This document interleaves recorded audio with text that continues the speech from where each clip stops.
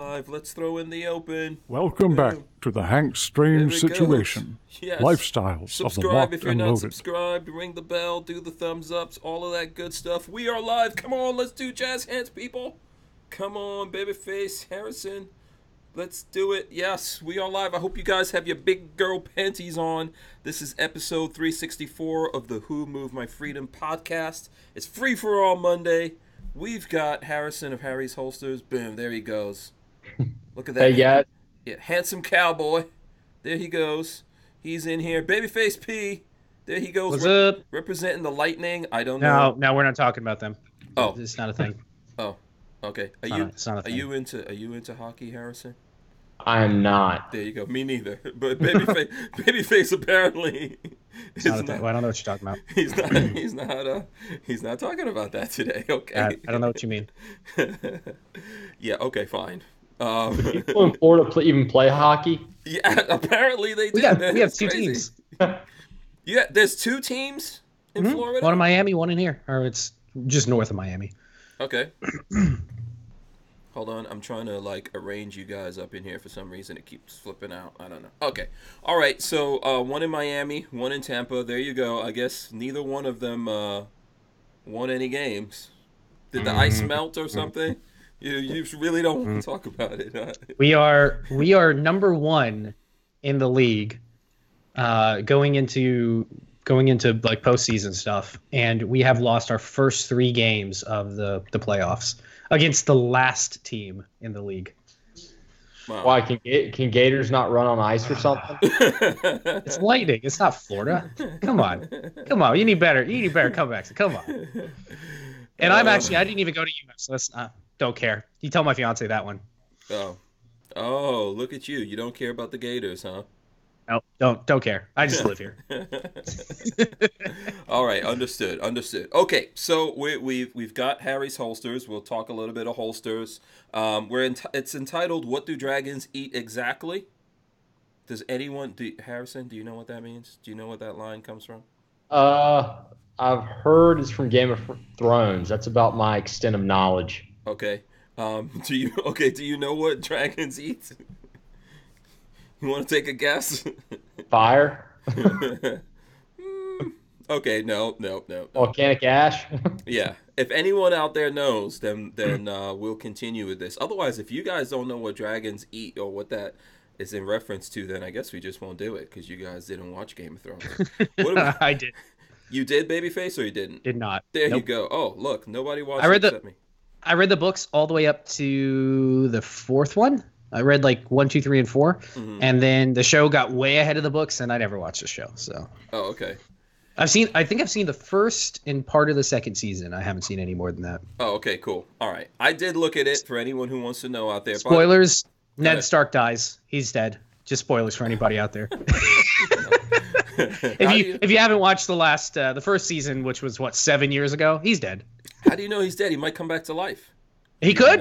Maybe he came back to life in the most recent season. Yeah, he could be. What is it called? A dark walker, night walker, frost walker, white walkers. There you go. Oh my God! Have you watched it? Yes, I've watched it. Believe it or not, I've read those books and everything.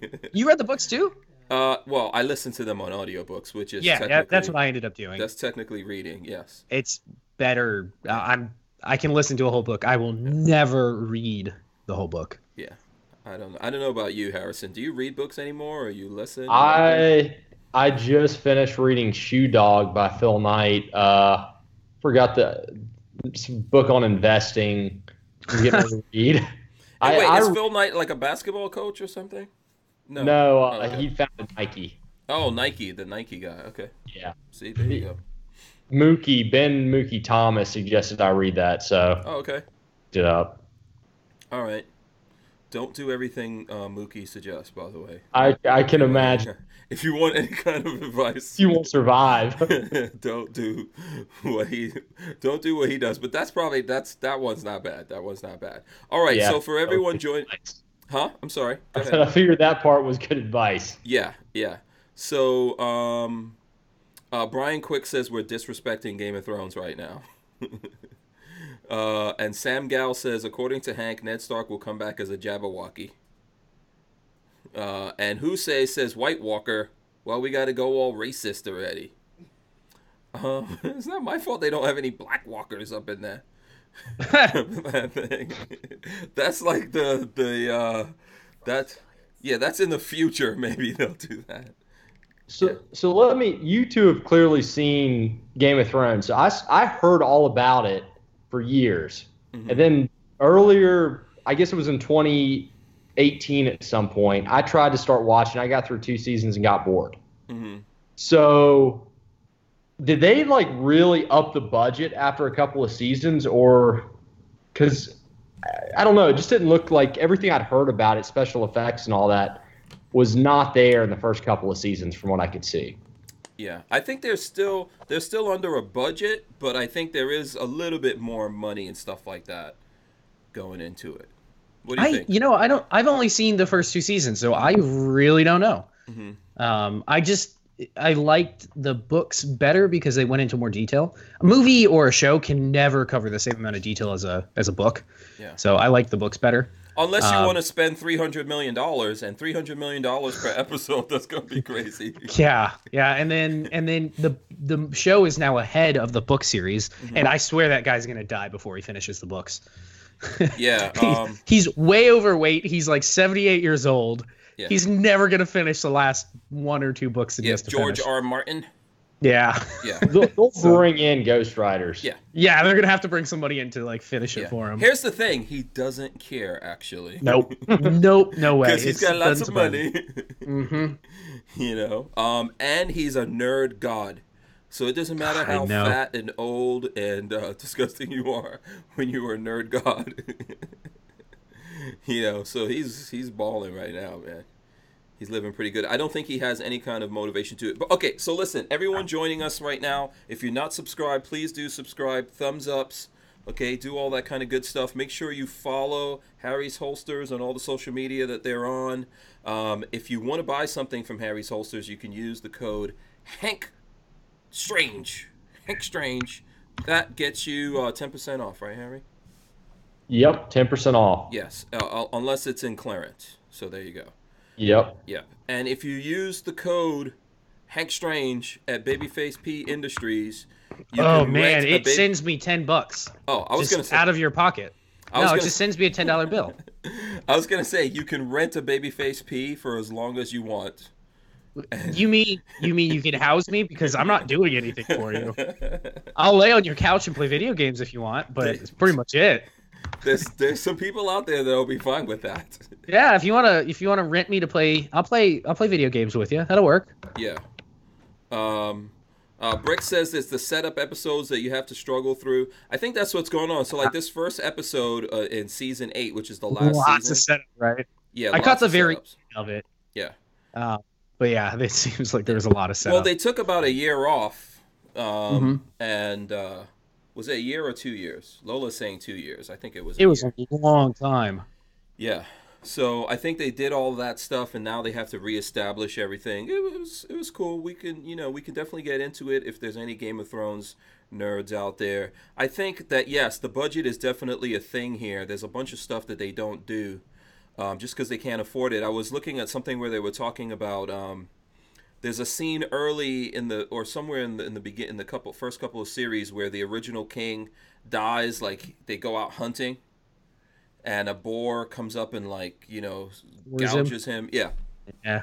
So in that scene, people are like, "Oh, where's all the horses?" Because when a king goes hunting, right, he goes with a whole bunch of people go out there with him. It's a whole thing. They take tents and all kinds of stuff, and the people are like, "Yeah, we can't afford all that stuff."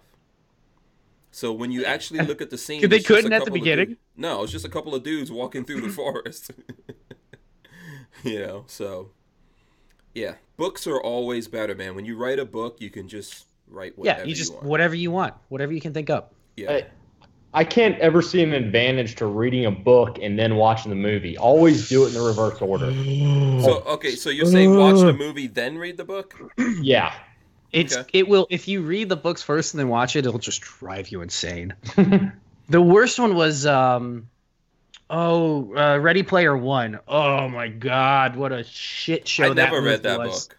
Oh, the book is great. The Oh, movie really? is Okay. garbage. If you've read the book, if you haven't read the book, the movie's fantastic because it's got different plot points. But the book is really good compared to the movie. Oh, okay. Yeah, Harry Potter, Lola's talking about Harry Potter. I think we saw the first one or two movies first. Same thing. I've only Yeah. seen the first like 3 Yeah. movies. I've seen all the movies, but I saw those first, and then I started listening to the books on audio. Oh, and books are fantastic. books are great. Yeah, the books are great. So do you guys like if I'm listening to a book, I don't know, I just like to read better than I like to listen, I guess. I have so many other things that I'd rather be doing than reading. So if I'm doing something else, I will totally listen to an audiobook. Yeah. But I just can't sit and like read. I don't have the focus for it. I'd rather like go play video games or work on guns or something. Yeah, see, I don't play. I'm like the one person in my generation who doesn't play video games. That'll do it. No, listen. I think if you have the time, like if I have the time, it's great to sit down and read a book because my imagination's very active. I get sunk into it, and then I like don't even talk to me while I'm reading that thing. But I think with an audiobook, I can drive and listen to an audiobook. I can be walking and listening to it, or working, like editing or something like that, and listening to an audiobook. So I kind of like that. But once I start reading, I sink too deeply into it. But I love reading, man. I see people talking about Lord of the Rings. I read The That's Hobbit. another good one. Yeah, I read The Hobbit when I was like 6-7 years old. Well, because The Hobbit, big book. Hobbit's it's a kid's story. But it's a huge book. It's it's a huge book, but it originally was a kid's story. Yeah. He would like tell it to his kids, and then he wrote it into a book. Yes. So I read that at a very young age, and then I read it several times throughout my life, and I read all the Lord of the Rings and everything at that same age.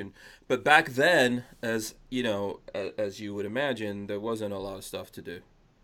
So yeah, reading was a good thing you could do. Even at night, you just had if you had candlelight or a flashlight, you could read. No joke. I used to love to watch TV when I was a little kid, and then I was like in the what's the word, like the decelerated learning program, or I was in like the special kids class, meaning you were a little bit slower than everybody else. Zingwing? Zingwing? Is it Zingwing? I don't know what they called it. Yeah, okay. What grade? And then my mom took TV away from me for a year in 4th grade. And so when I came home, I couldn't watch TV, so I read. Oh, so yeah. I went TV and the computer has ruined me from reading. I went from the lowest, like one of the bottom kids in my class of like 60, 100 students, whatever, to one of the top in a year. Yeah, I believe that. Yeah. Doesn't surprise me at all. Reading is actually that powerful. It's really that powerful. If you teach, once you can focus and read, it just changes the whole dynamics of everything. So it's a really important thing, I think. I don't know if I just don't like reading because I can sit and read about firearms all day long. Like if I was allowed to, sun up to sundown, I could sit on the internet and read about like gun history, how things are made, how machines work, things like that all day. But when it comes to like spending time behind a novel, it's like I'd rather do something else. Yeah. Think about schools teach people to hate to read. I totally agree. Because they think about every war book. You read like 3 war books in all of high school, and those are the only 3 books the whole male population reads. Yeah. And they're the only ones they're interested in. If they give people the choice, they'd just be like, okay, you get the choice between like this classic romantic novel and this classic war book. Take your pick for this assignment.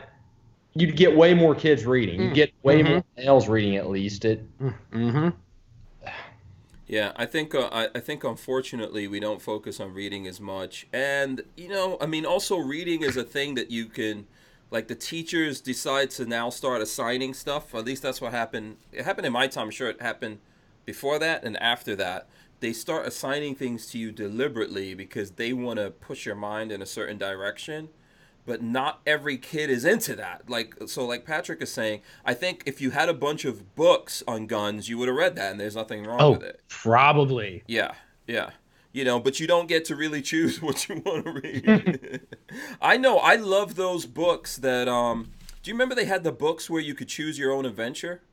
Yeah, those things are fun. I did read those. I love those, man. I used to. Yeah. I got a library card, and I would read the living crap out of those books. I would sometimes sit in the library and go through 3 or 4 of them while I'm in the library. Yeah, those were fun. Yeah, and I think that's what was it Black Mirror Bandersnatch? I haven't looked at it yet. It's supposed to be like that, I heard. Yeah, I haven't had. Choose your own adventure. Yeah, I love those kinds of things. So I think if they let kids read more of whatever it is, listen, let them read. If you're into 50 Shades of Grey, and that gets you reading. Like you need to be at least 15 or 16 or something. Okay, really. Okay, listen. Let's go. Let me transition to this real quick. I see Walter is in the chat there. Shout out to Walter from Safety Harbor Firearms. He's talking, and I guess some other people talking about Notre Dame. Notre Dame is on fire in Paris. Yeah, I think this burned down. Yeah, I don't know if it's all the way burnt yet. I know that the spire. I know that fell down for sure. Right? The real question is, did the Hunchback survive? Do we know? If Walter's okay, then the Hunchback is okay. Because that's Walter. People don't know this. He's really French. He's really French. That's why he's going back to Normandy. He's going back to when he used to be. When he used to be the Hunchback. He's gonna get really mad about that. But he's the one going to Normandy next year. I'm not even kidding. Walter's going for the D-Day. What is it? D-Day? Is it 75 it's years? D-Day. No, but is it? How many years is it since D-Day? Not sure. I'm assuming it's got to be 7. Okay, Walter would know this. Back onto the Notre Dame thing. This kind of hurts my soul a little bit to think that this building has been there for so long and now it's caught fire. Yeah, why? And so much of it's going to be destroyed and have to be rebuilt. But I guess that's what through time that's what happens to buildings. They burn, they get wrecked, they get rebuilt, and that's just part of being a building, having an old building in your city. Yeah, I'm gonna throw up right now some footage on my phone just so you guys can see it. This is actually incredible to look at this. Oh, there's going to be a friggin' commercial in there. Okay. Of course. Let's skip out of that until the commercial goes away. Okay, here we go. The commercial went away. Come on. Play the video. Why is NBC News putting a commercial in front of that thing? The commercial plays fine and the video doesn't want to play.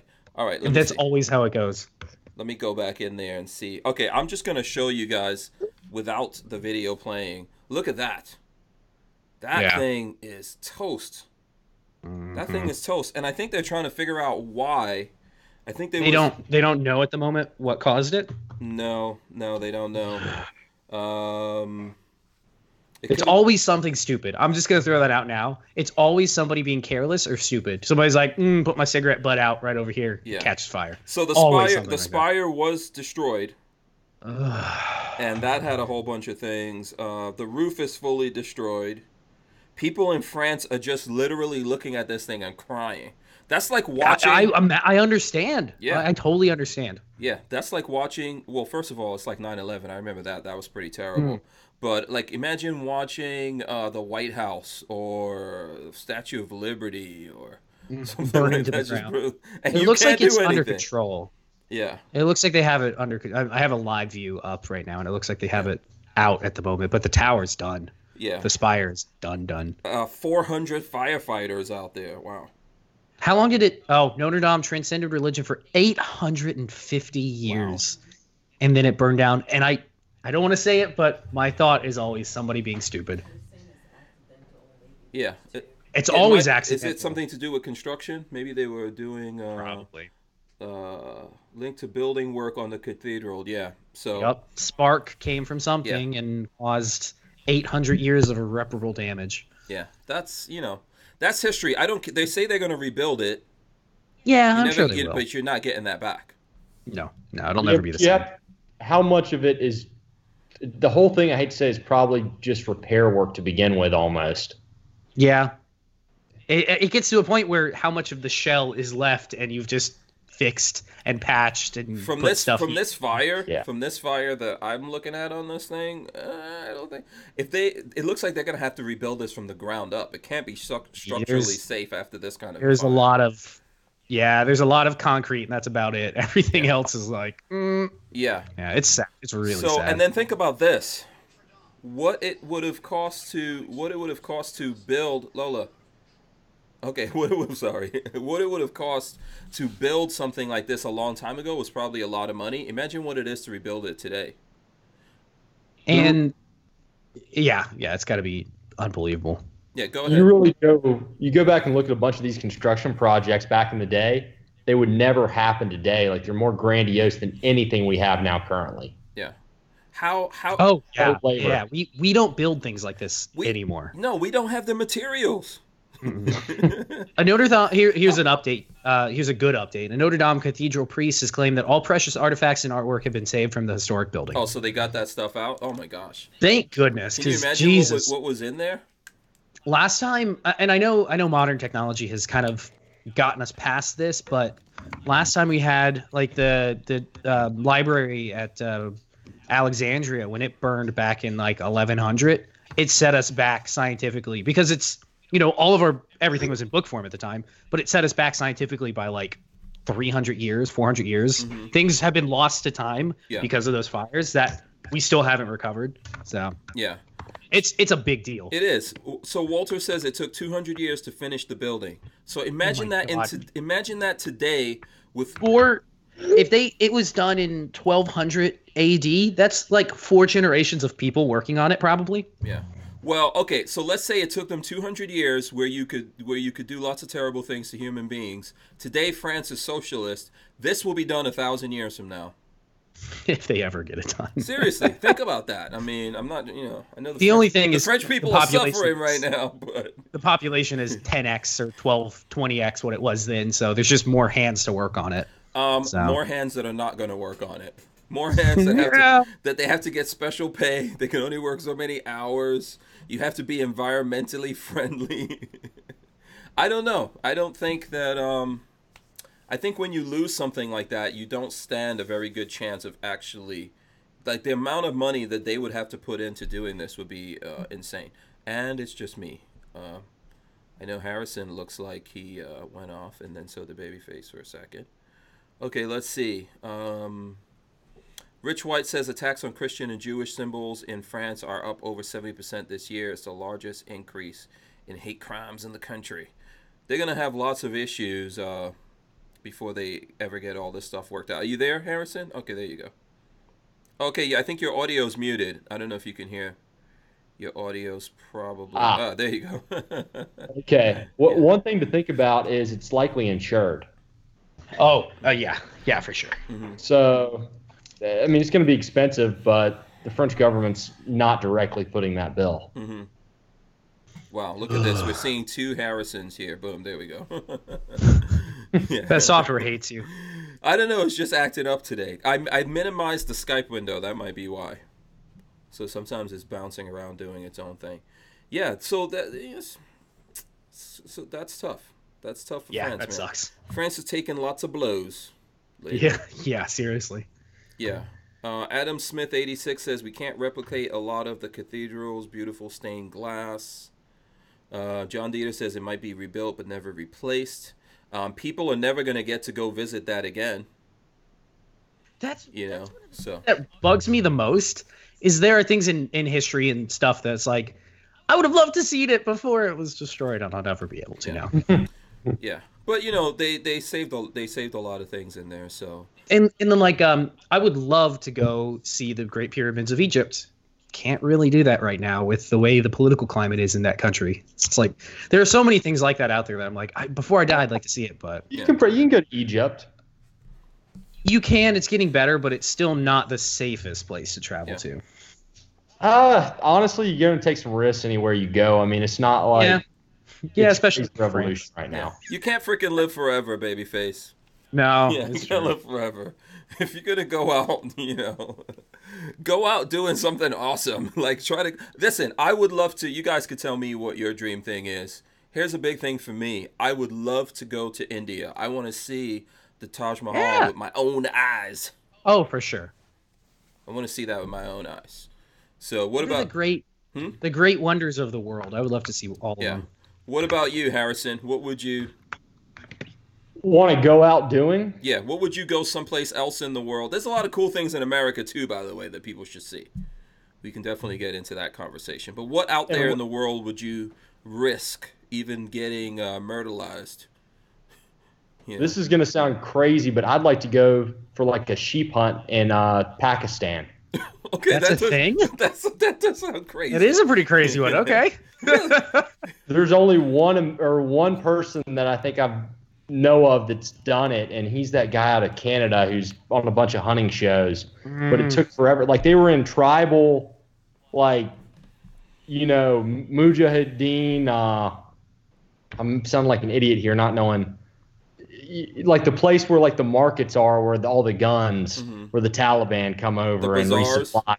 Yeah, before they go back to Afghanistan. I mean, it's like that area of Pakistan where they're hunting. There's also some really cool deer species in Afghanistan that I think would be fun to hunt. So what kind of terrain is that? Is that like very hilly, rocky terrain or very flat? Mountainous, isn't it? Yeah, crazy mountains. Oh, yeah. Okay. So that's what we've seen in like those nature shows with those things that can jump. They can mess you up too.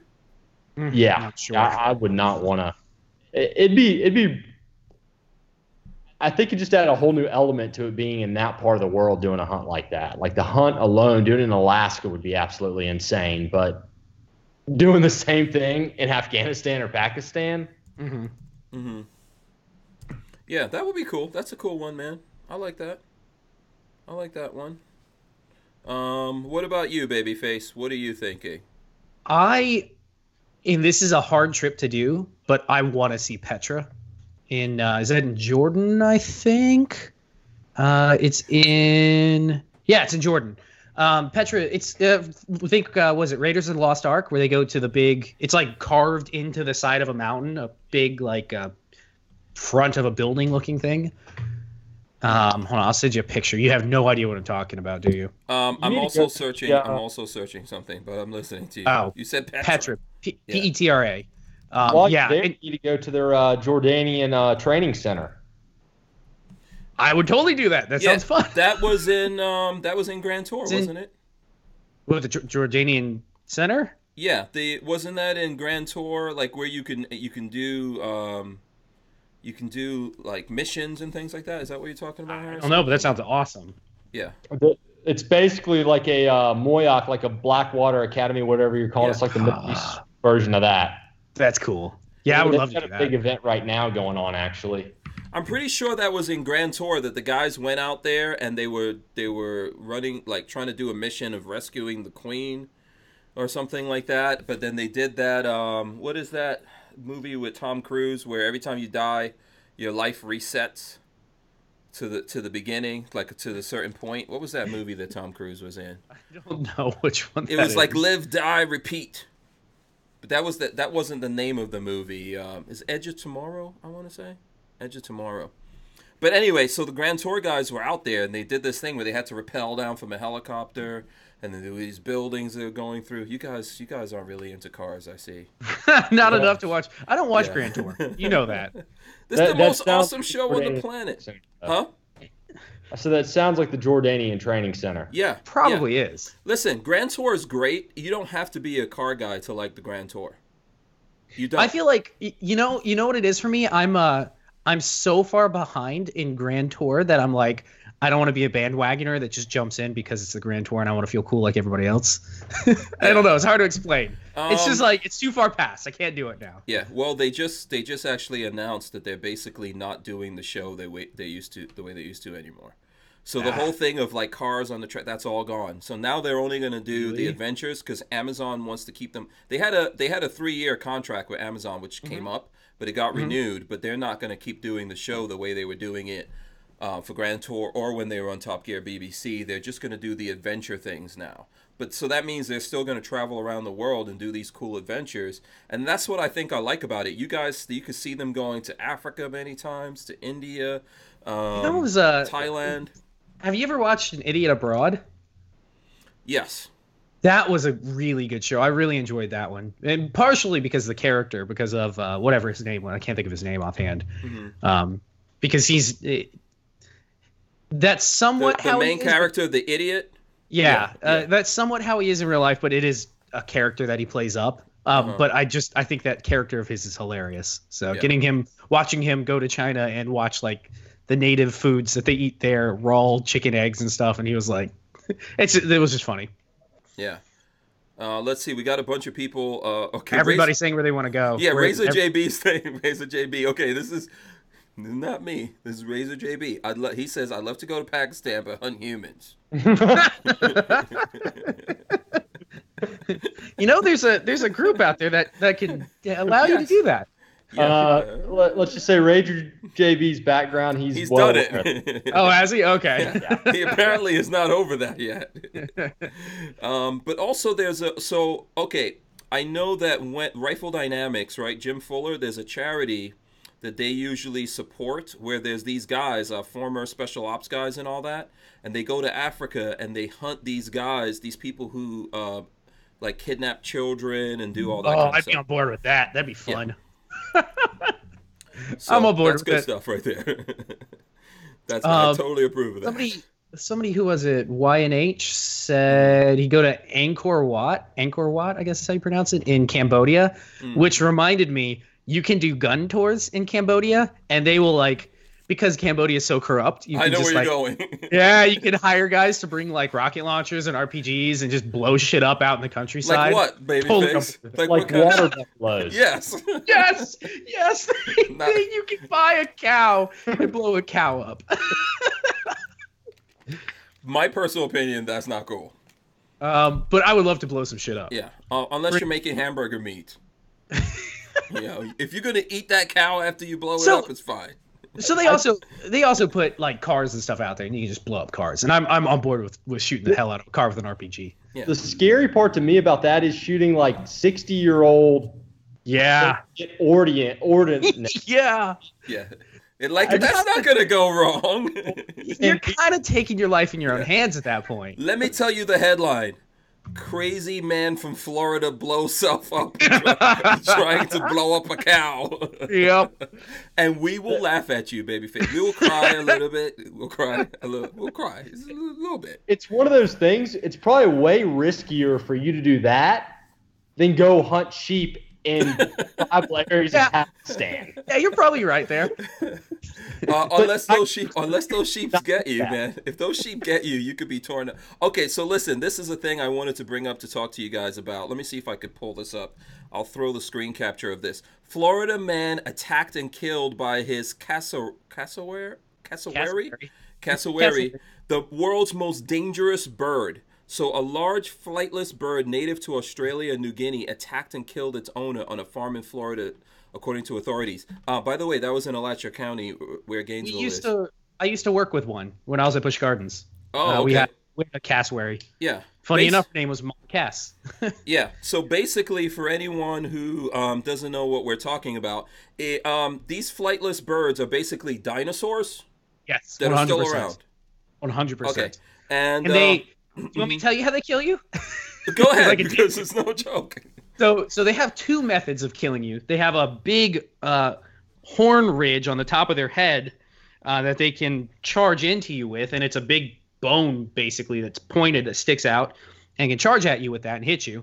And then the main means of defense and killing is they have spurs on the back of their feet, like chickens. Think like a rooster has a spur, except their spurs are like that long. And they will jump and kick you and disembowel you. So they'll get you from chin to belly button and just rip you to pieces. And how is this different from a dinosaur? They kill more people in Australia annually than crocodiles. Does anybody have any video of these things going up against a crocodile? God, I can only imagine. If so, I want to see it. They are badass creatures.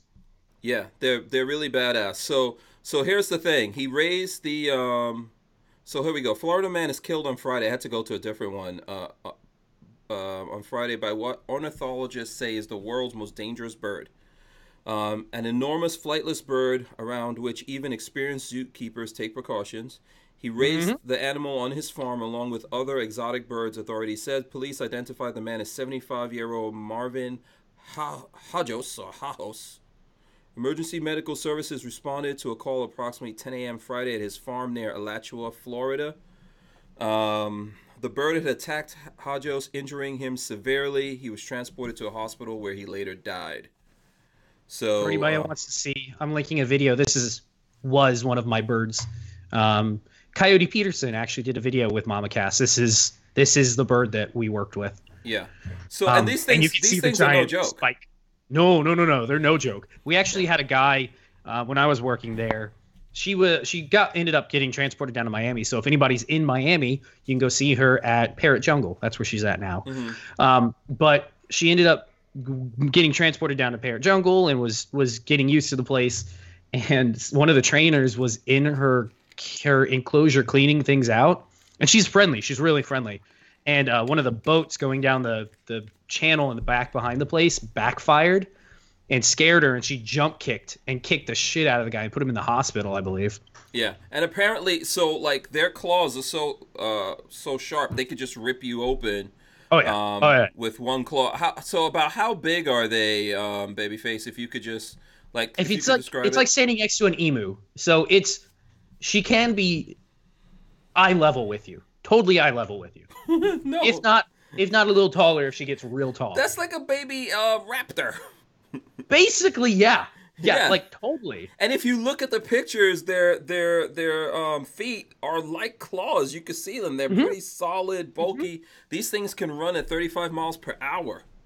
You know, and on this head, it's got a freaking it's a spike. It's a big spike, basically for headbutting things. Big stabbing device. Yep. So I think Razor JV says, "How do these birds taste?" You know, I've never eaten a cassowary, but I have had emu, and it is delicious. If they eat people, they probably taste pretty good. So I think this guy tripped and fell, and then the thing just tore him up. So, go ahead. So they're not nice. Yeah. What do they normally eat? What is their diet? That's a good question. Let me look up. I'm guessing not. Well, they must be small children. Small children. Yeah. Okay. Everything in Australia is made to kill you. Like the dingoes will take your babies, all the snakes, the lizards, everything's there to kill you. This is only in Florida story. Like a dude has basically a little baby dinosaur on his property. They're frugivores. They're omnivores, but they mostly are fruit eaters. So do they eat any like rotten meat or anything? No. They're totally fruit eaters. Then they're probably great tasting. They eat like whatever wild fruit grows in Australia, so they probably taste really good. Yeah. We had another bird. That probably tasted disgusting. Ebenezer was his name. He was a marabou stork. If you ever look up a marabou stork, they are carnivorous meat eaters in Africa. And they're scavengers, so they don't catch and eat fresh meat. They pick the bones of carcasses. They're one of the largest flying birds, but he was a mean son of a bitch. That was a mean fucking bird. He was a mean asshole. Pixamite is joking around, I'm sure. He said that bird needs to be banned right away. I think in Florida you have to have special licenses to have this bird. But... Yeah, here in Florida you got licensing to own a cassowary. You can't just go buy a cassowary. Yeah, let me see. Lola, let me see here if I could do this. Yeah. I'm trying to...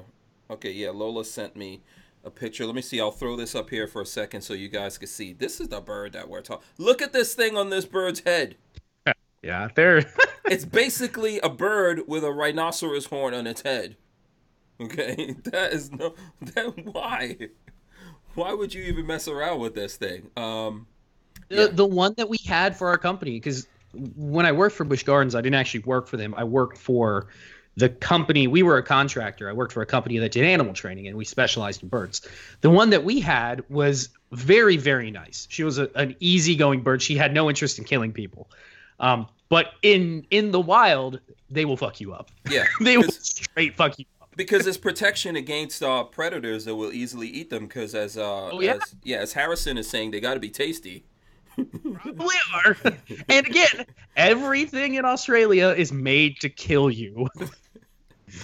Yeah, everything I've heard about like animals, as long as they're eating something that's fresh killed, they taste great. So yeah, they probably taste great. Don't eat a like a condor or a vulture because they probably taste like ass. Can you just imagine, like, this guy was breeding these? Can you imagine if all of a sudden Florida had a... Well, actually, that would not last long, because dudes in Florida would take these things out. Oh, I thought you were going to say Wild. pythons to take them out. Yeah, pythons, that's true, that's true. SoCal Gunner gave us $5. He says, Jim Shockey went to Afghanistan to sheep on his show Uncharted. That hunt was an adventure. I agree with Harry. I'm a hardcore hunter myself. So there you go. And you can see SoCal Gunner right there. You can see him. I don't know how many points that thing is he's holding, Babyface. Do you understand the points of the... He's got something here. I don't know how you count the points in it. He'll tell us. Because in his... Oh, in Pixar. Not sure. Yeah. Speaking of pythons, did you see the 17-foot python that was captured over the last week in the Everglades? I saw it looking at Joe Rogan. Yeah, it was a big 17-foot, 140-pound python. Took 4 people to carry it. It's as big around as your thigh. What did they take that out with? That's what I wonder. Oh, God. Probably a 22. Because their head's a little tiny thing. You don't got to aim for... Well, as long as you can hit it. But you don't need like a big old shotgun or anything. Yeah. A lot of the python hunting is that you just use like a 22. Even for gators, a lot of gator hunters just use a 22 like right at the base of the skull and it takes it out. Yeah, I think 22 Magnum is popular. Oh yeah. For that. But so yeah, man, that guy unfortunately, and that's someone right here in Florida that got taken out by that thing. But here's a little hint: if you are raising little dinosaurs on your property, don't fall.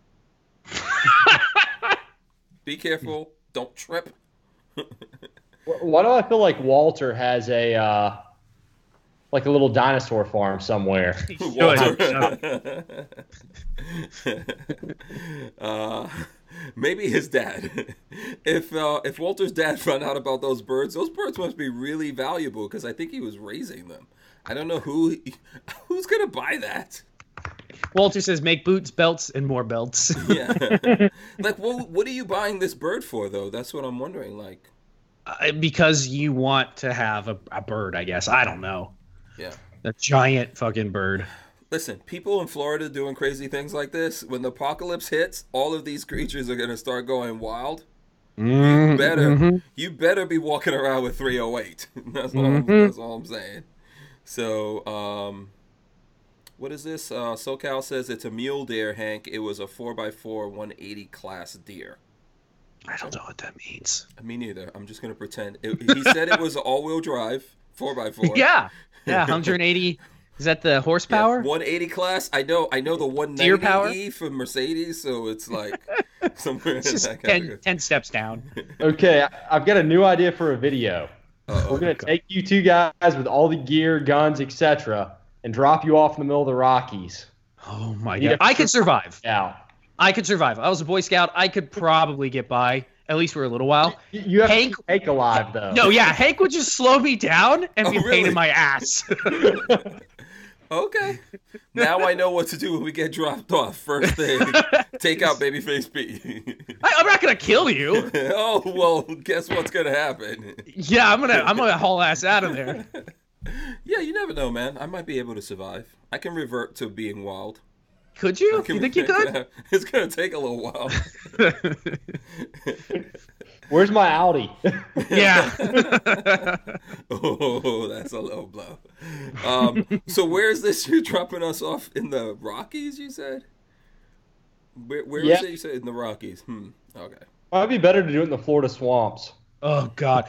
You know, just kill me first. Right? Suck. Yeah. Yeah, because you're not gonna be able to sleep in those in the swamps anyway, man.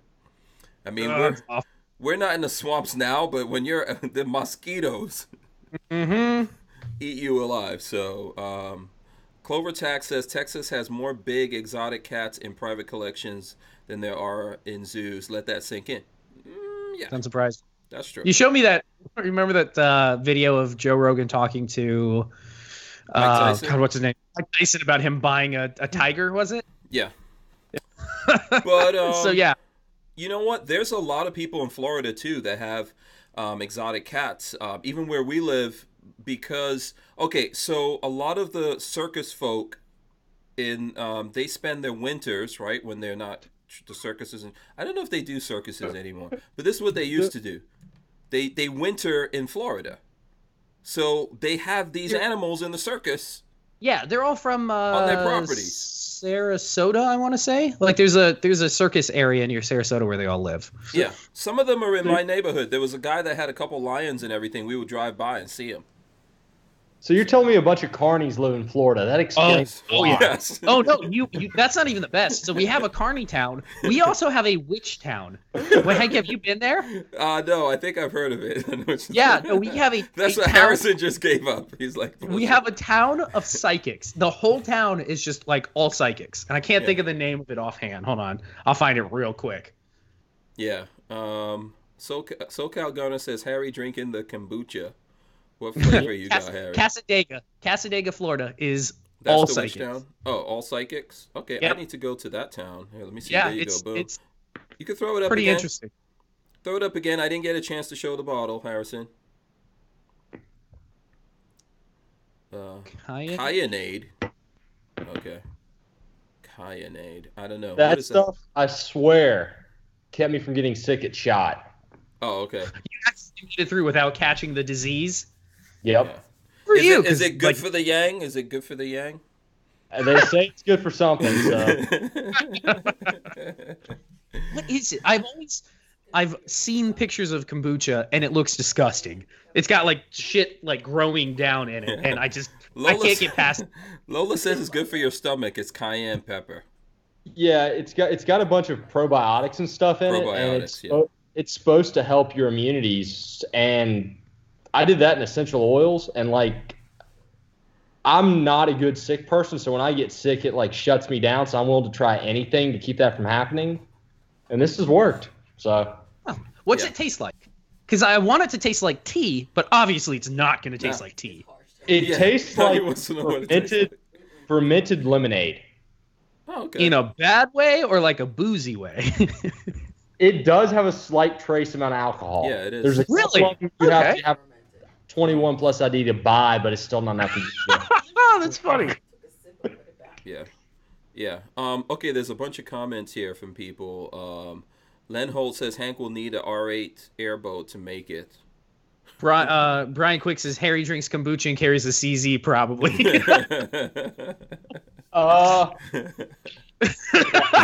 he get that right on that? No, that looked like a Glock. That looked like a Glock he took. Yeah, out Glock right 48. Yeah. Oh, Glock 48. Okay, we are going to talk about some gun stuff here in a second. Ronald Hotboy says Hank would taste delicious.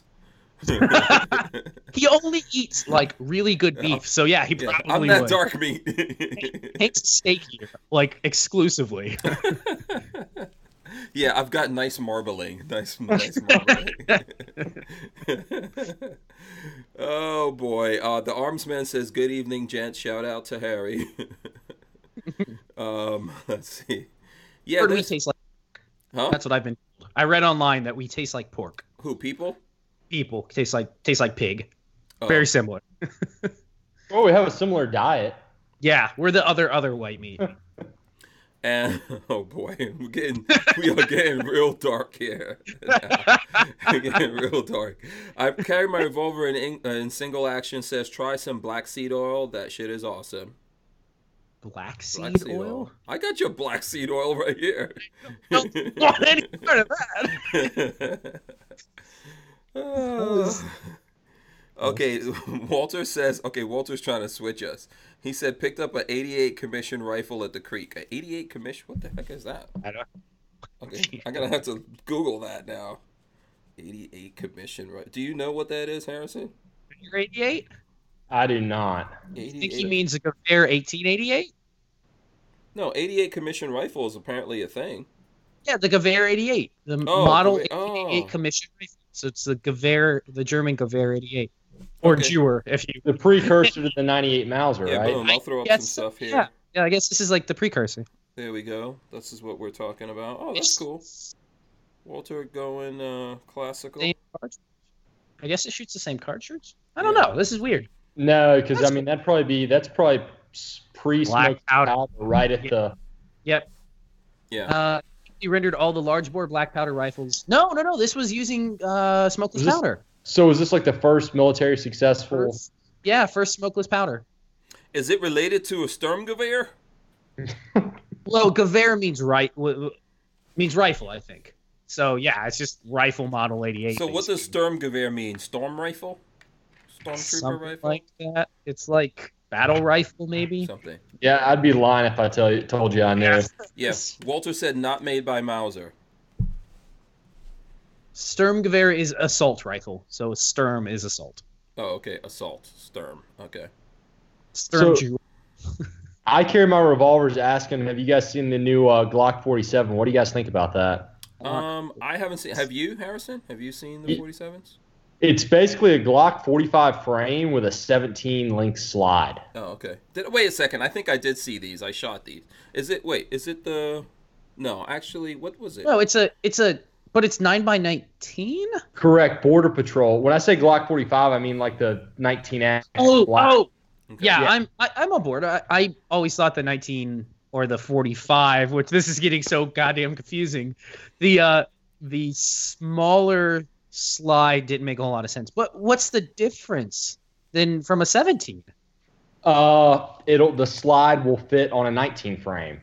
So if you own the Gen 5 19. Oh, okay, I'm on board with that. And I would like to have a 19 with this slide on top. I think that'd be pretty dope.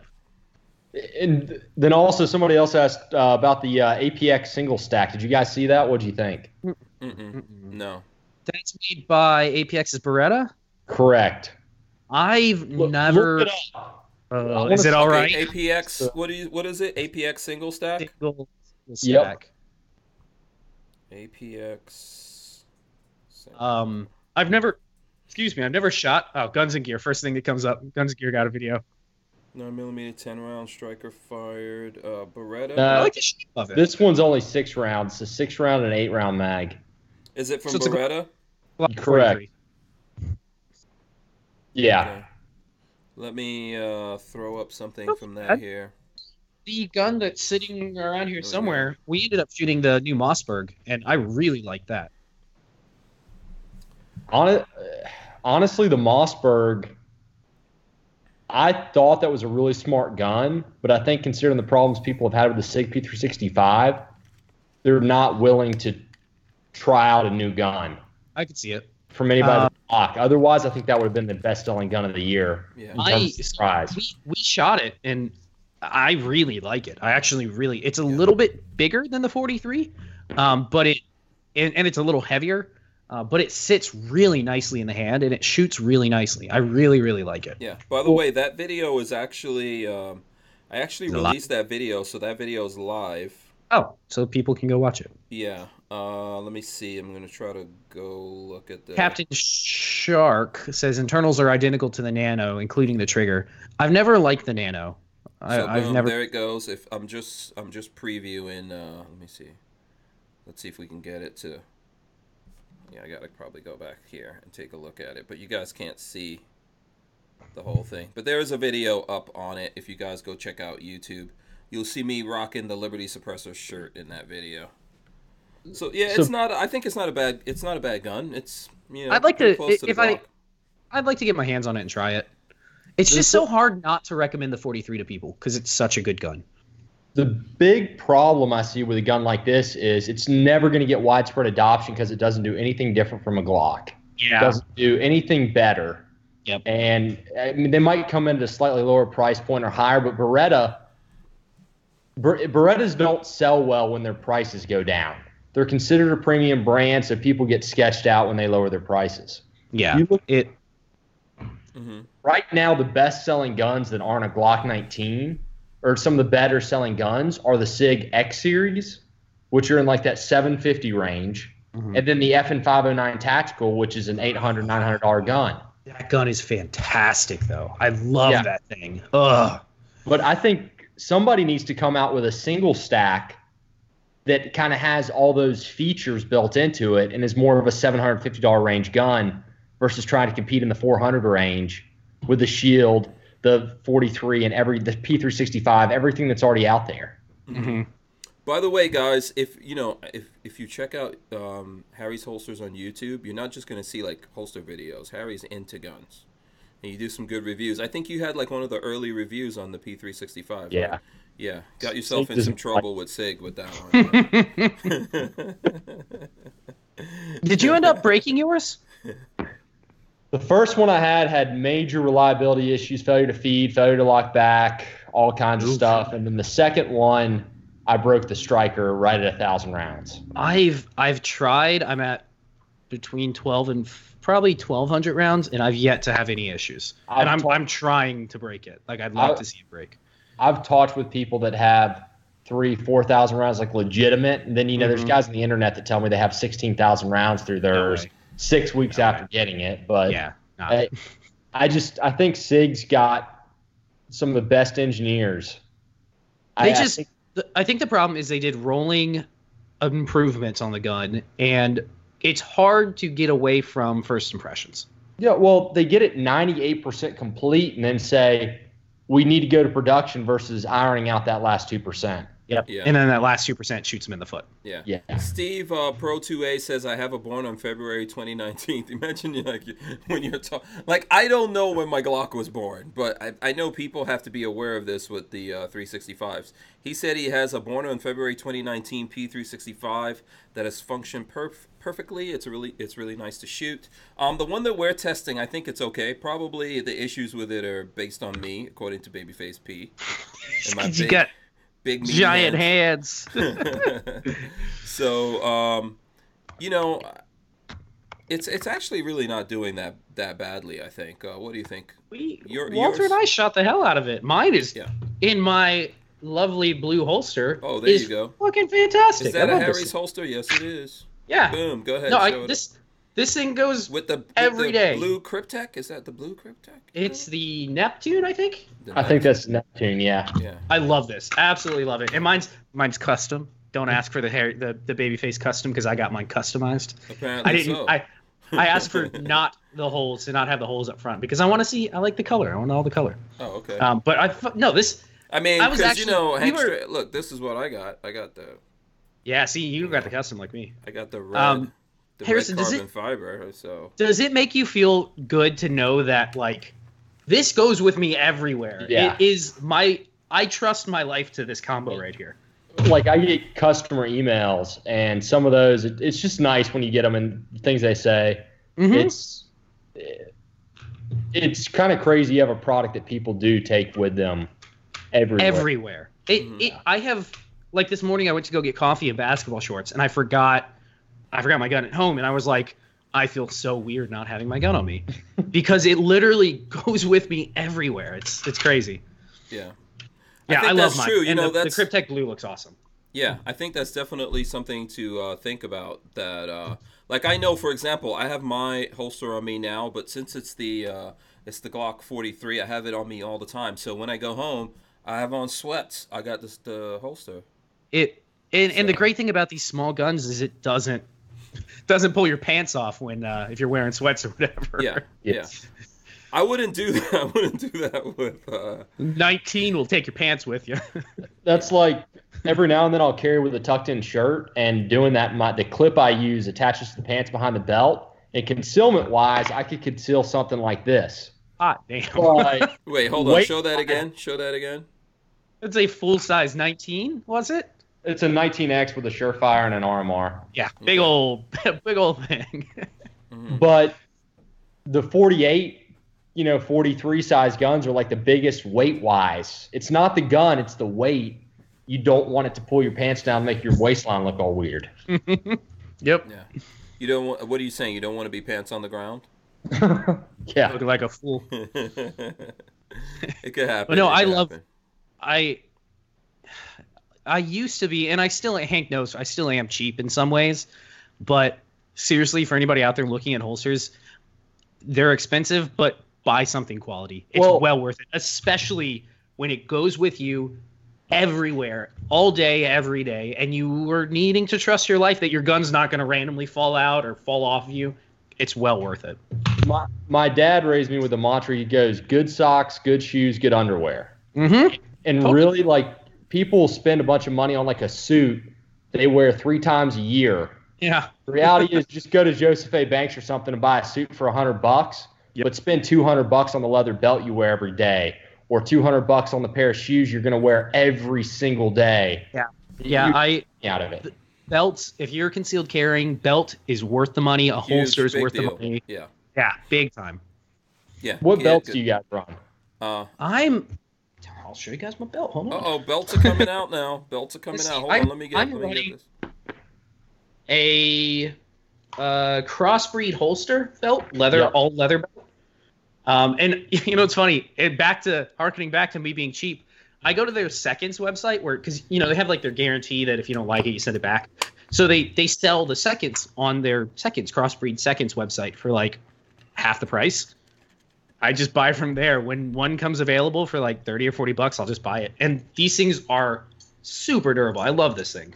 Okay, cool. Harrison, do you want to show off your belt? I'm rocking a Mean Gene leather belt. I'm about to order another one of these. They're incredible. They're incredibly thick. They carry well. The fact that it's leather works really well with the metal clips. Leather is one thing I've learned is leather, in my experience, has worked better for me than like the tactical nylon. This has been far better, and it goes with like, as foofy as this is, it goes with every outfit. I can put on anything, and this belt will go with it. Yeah. Well, one thing, getting a little bit deep into the details here, leather has texture on it that the clips do kind of stick to, and they move less than the nylon belts. The downside is, they stretch and they bend with time, but a very thick leather belt, it's going to lose a lot of its stiffness, but it still carries really well. Yeah. Oh yeah, I'm on board with that. This is weird because that we're all wearing leather belts. Mine are actually Sam Andrews. Oh, you went real fancy. Yeah, so these are from Sam Andrews, and this is what is this? Is this Buffalo, Lola? I think it's Buffalo. Oh, that sounds Cape, nice. Yeah, Cape Buffalo. I got regular old cow right here, and it works just fine. yeah. I'm not knocking it or anything like that. But you know what? I think that leather belts. I'm cool with that. When Buckshot passes on, I'll make a belt out of him. He'll be my everyday carry belt. You want to be my doggy belt? That's not even. He's right. like, I don't know what you're talking about. Yeah. You and Babyface need to go gator hunting, and then you can bring Sam some. Yeah. He can just like make everything for you out of that gator. I don't know if I've told you yet, Hank, but I actually know a guy that is like a Florida gator hunter during on season. Yeah, that's like his thing. Yeah. We could go gator hunting. Yeah. Sam does he does a lot of gator stuff. It's pretty badass. The valuable part he says is the horns? Like those, that some parts of the gator it's almost like a horn kind of thing. Yeah. That's better, that's more expensive. Yeah, I don't know if that works everywhere though. Obviously, that's not good on a belt. You're not gonna I always thought the belly was really expensive because it's soft. Yeah. So let's see. I know other people use lots of stuff. It's a coincidence that we're all using leather. I see Chris Gibson says I use a $16 Cordura belt, worn it for years, no issues. Yeah, just make sure you get a good belt. I think. Well, and another thing is if you every now and then, like companies like 511. There's a bunch of brands that they'll put stuff on clearance, and sometimes you'll get a really good belt for a cheap price, but not all their belts are created equally. So beware of those low price belts. Sometimes you're getting something really good on clearance.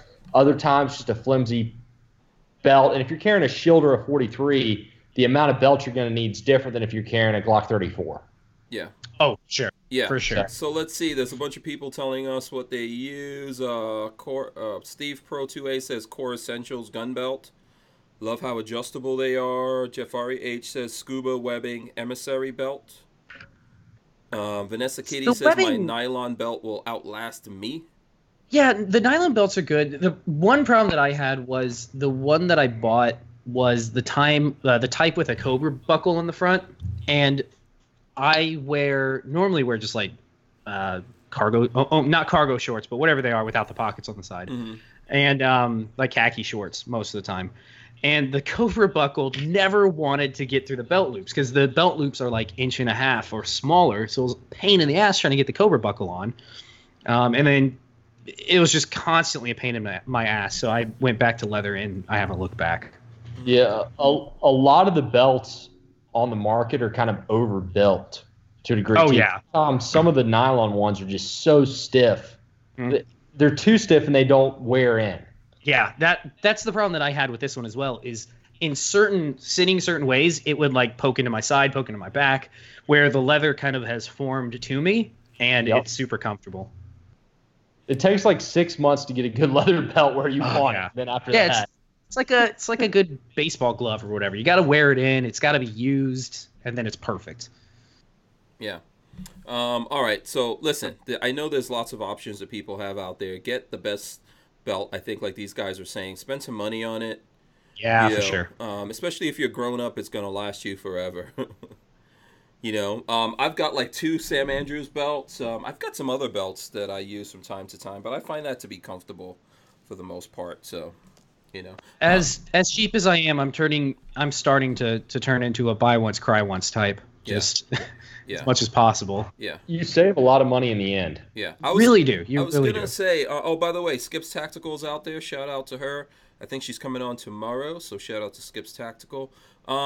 So can the belt save you sometimes?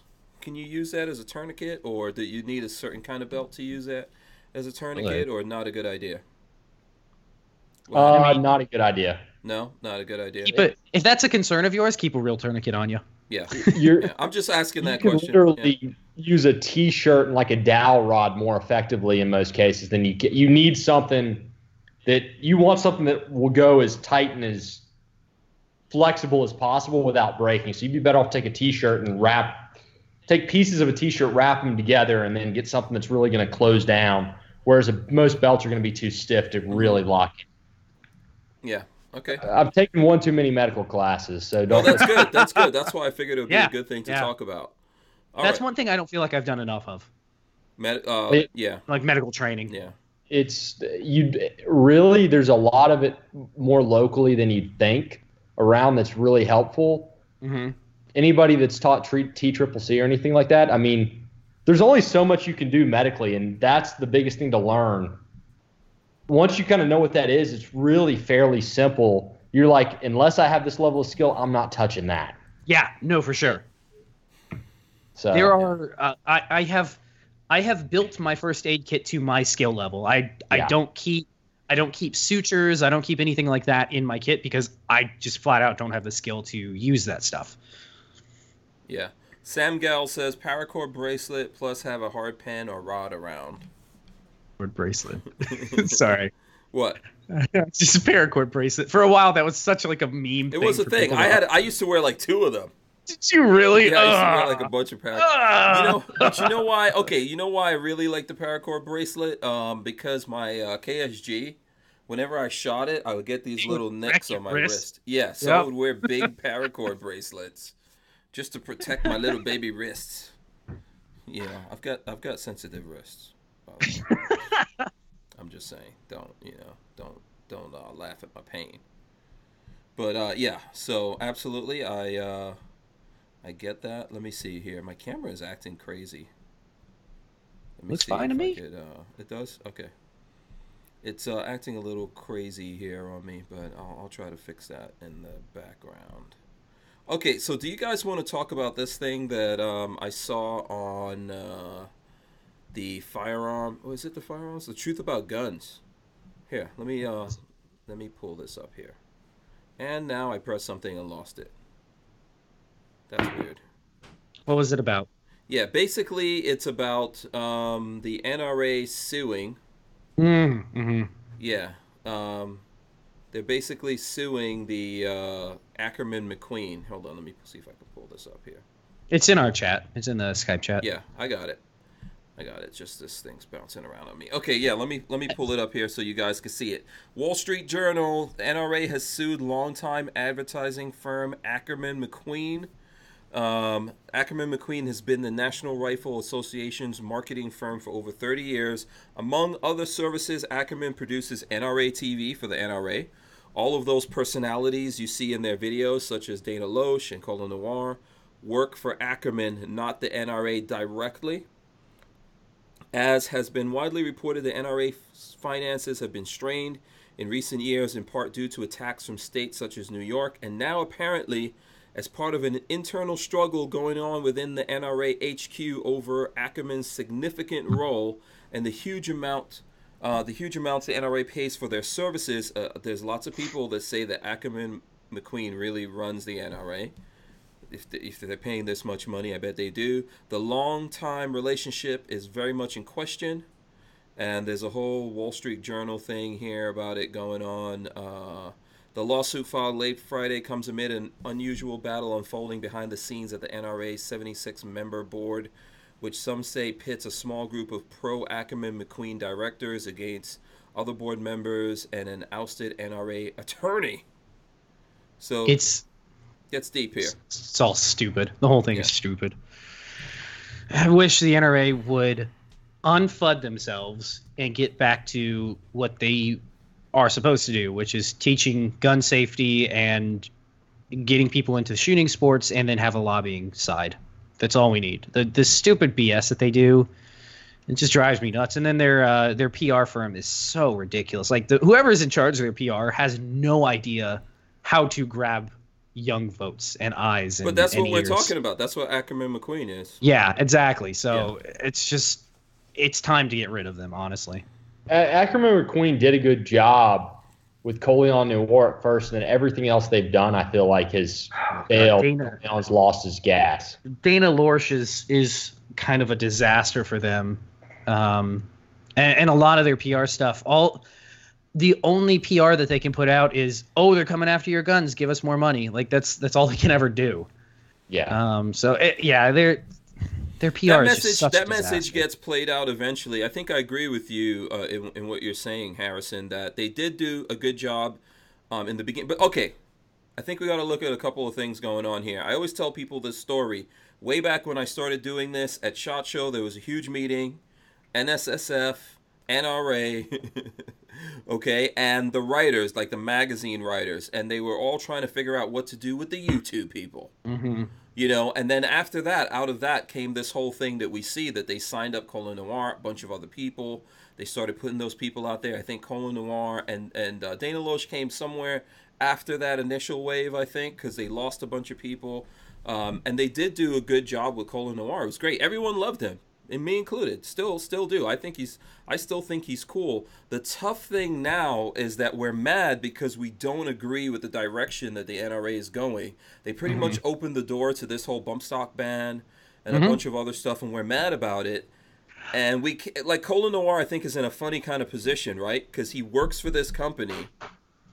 What can he really say? I mean, maybe he agrees with them. Maybe he can't. Maybe he doesn't agree with them and he can't say anything about it. But we're mad at him because we are used to him like giving us the blunt, truth of what's going on. We supported him with a lot of other things that he said, and now there's a lot of people mad at him, and that kind of like is a tough deal for him to deal with, I think. But it's a sword that cuts both ways. Well, the reality is Ackerman McQueen is a professional marketing company. These aren't some guys who just said, oh, we're going to start a marketing company. I guarantee they have him in NDAs, non-disclosure agreements. They have him with non-competes. They have him tied up so far. Oh, he doesn't own his own. I don't want to say he doesn't own his own brand, but I'm fairly certain at this point he doesn't own his own brand. He is owned by Ackerman McQueen, and it sucks for him.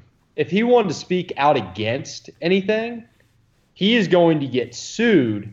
If he even has the ability to put that on one of his platforms, being YouTube, Instagram, etc., let's just say he did that, it'd be taken down within hours, and he would be sued to no end. I mean, he'd be tied up in legal battles for the next 5 to 10 years that he probably doesn't have the money to fight.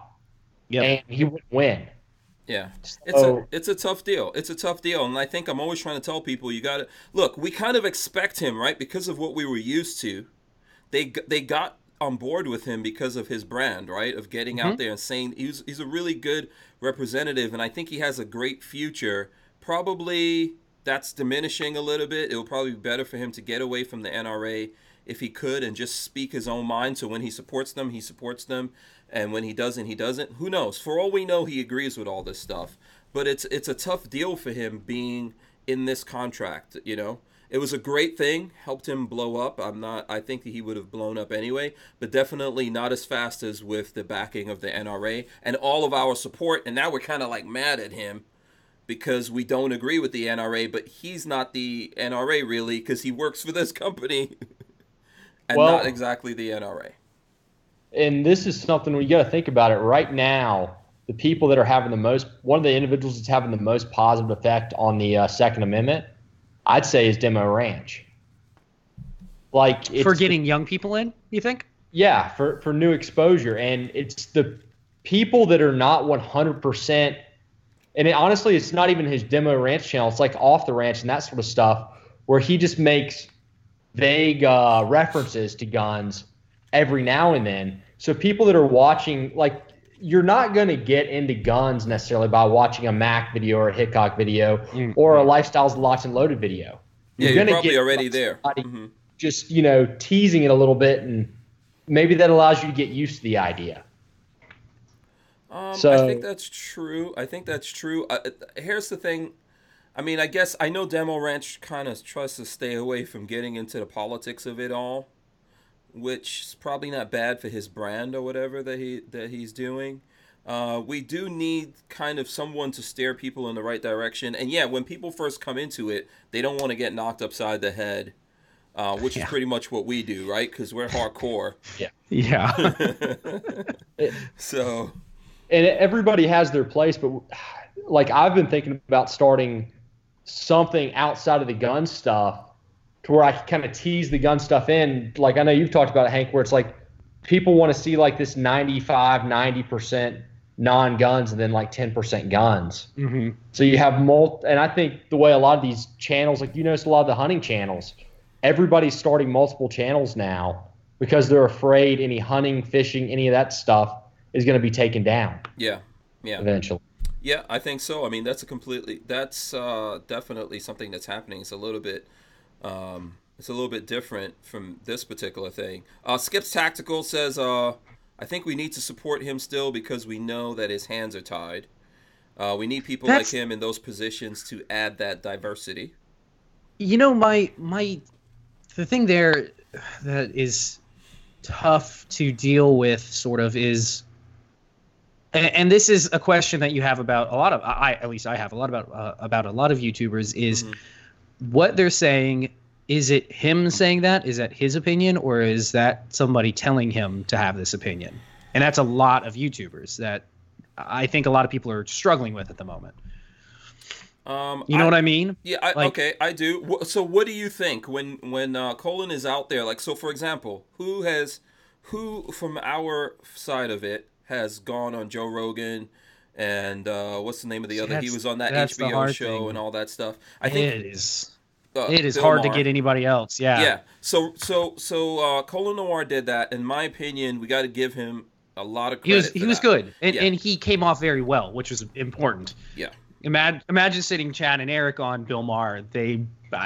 As much as great as they have a YouTube channel, I don't know that they'd be good at sitting on a politics board and talking politics. And also, like, Colin is, I don't want to say he's a hipster, but he's cool. He's a cool young guy, so he's a good representative for that. And if he does that, and he's taking the risk behind that, like, remember they doxed him, they doxed his mom, they had people calling up his mom, threatening and all that kind of stuff. So he went through that on our behalf. And I think the reason why I'm saying all of this, I think a lot of what we see in his message is him. Now, obviously, he works for a company, and we could sit here and knock that if we want to. But if you had that opportunity, what would you do? You have to ask yourself what you would do. I know that's a hard choice. Yeah, I know from my point of view, I never had that opportunity. But from my point of view, I like this, where I can say what I want to say. If, Safety Harbor supports me, but they get mad at me and they drop me, I could figure out, like, I could, rough it on my own, do this thing, do that thing, and still continue with the message. But if you really look at that next to you have this big organization behind you that can help you out, keep things organized. They've got a crews that can get in there and help you make videos and just do everything that needs to be done. The flip side of this is when we don't agree with them and we hate the organization, some of that's going to get transferred to the person. And I think ultimately the best thing for that person in that position that they've already gotten there is if they can, to get out of it, we're still going to support them. They're just going to be on their own away from that organization, but they'll still have us. So go ahead. One thing I think we've also got to take into account is you're never going to 100% agree with any group's stance. Yep. A lot of people are going to say, screw the NRA, I don't want anything to do with them, and they're fine to do that, but they also have to look at it. Have they voted in the last election? And if they did, I guarantee they did not vote for somebody who they agreed with 100%. Or if they did, they are not looking at the issues individually, and they're not taking a look at themselves and being truly thoughtful about their beliefs. Yeah, I think most of us probably, if you're a gun guy, you probably voted Trump. I know as a gun guy, I'm not 100% happy with Trump. I don't know if I'm 50% happy with him. Yeah. Yep. And the reality is, everybody who says they would have been 100% happy with Hillary, they're lying as well. You're not going to agree 100% with any other human. It's impossible. Yeah. And yet somebody that's gotten that stage of political power. I mean, I think a lot of people knew going in that they would not be happy with Hillary. That's why she did not win. Yeah. So that's how we got here where we are. And yeah, man, you're right. It's nothing. None of this is perfect. None of this is perfect. And I think it's a tough situation. With all of this going on, it's obvious there's infighting, right? Because when these two companies, when the NRA is the big dog, but Ackerman McQueen is getting a big chunk of the money, this is stuff people have been saying for a while. Mac has been on here talking about this, right? Lots of other gun guys have talked about how Ackerman McQueen is so big. You know, it's really like sucking the lifeblood out of the NRA. Now we're actually seeing it on paper in court filings and stuff like that. And we're only seeing it because there's some money issues.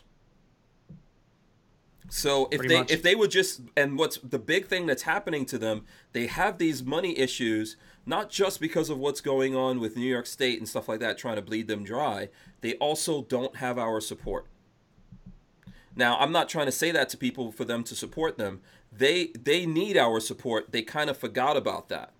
Mm-hmm. You know, and that's how we're in this weird kind of situation that's going on.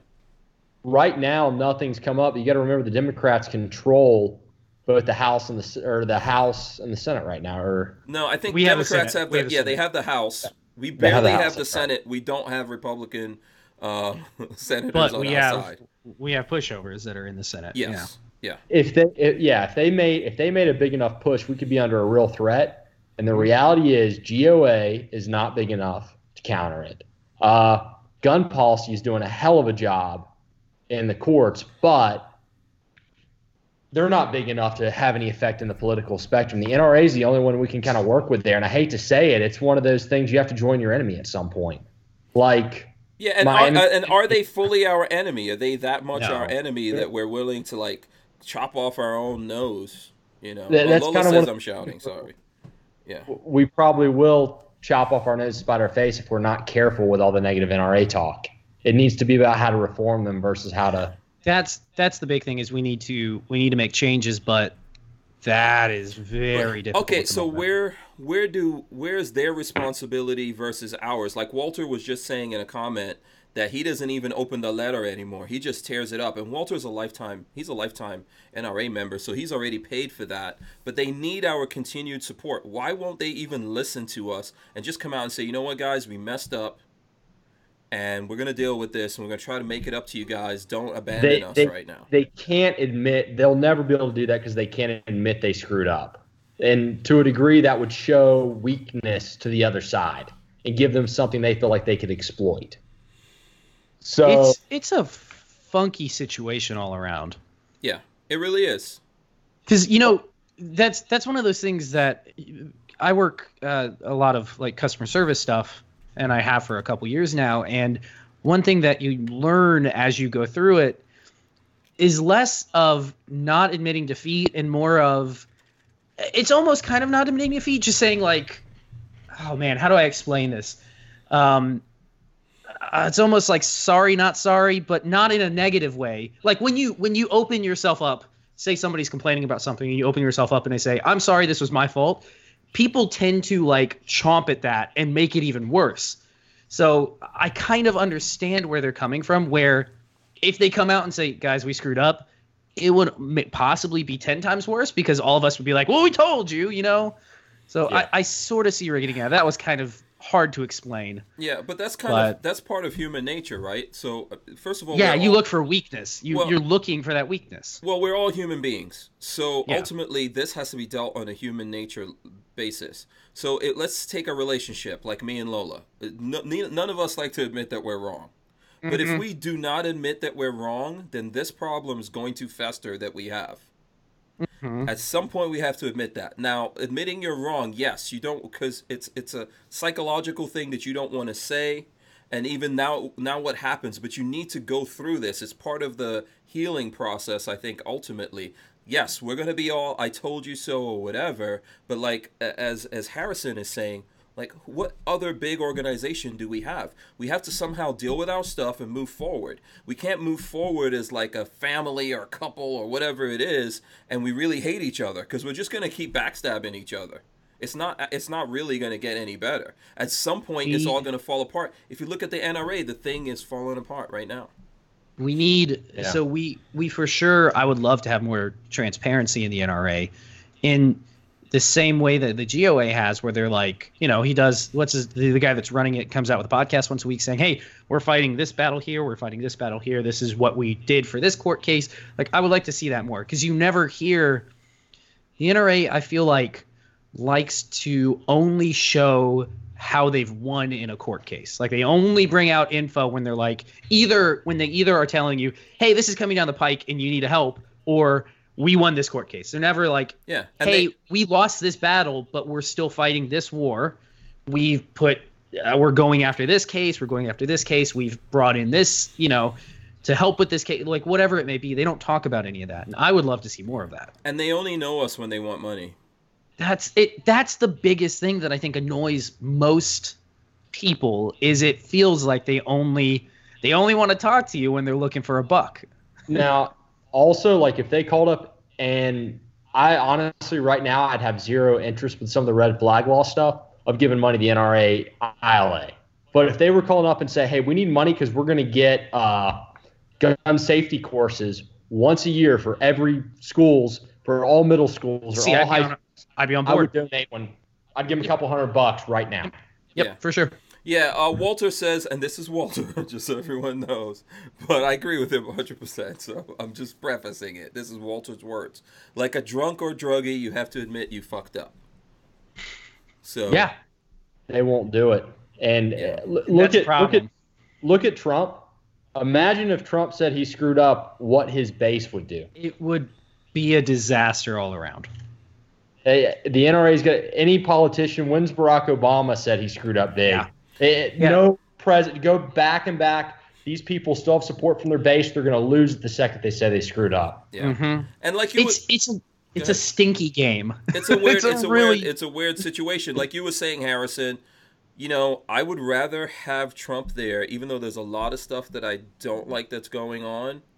I would rather have Trump there because, man, if we had Hillary and Democrats had the House, we would be in trouble. And if all of this swings completely the other way and Democrats get the White House and they get the Senate and they have the House, you're going to see a lot of stuff. Like all of this, we're going to have serious problems. We're going to have to move off to other platforms, all kinds of stuff like that. So it's like we're really stuck between a rock and a hard place.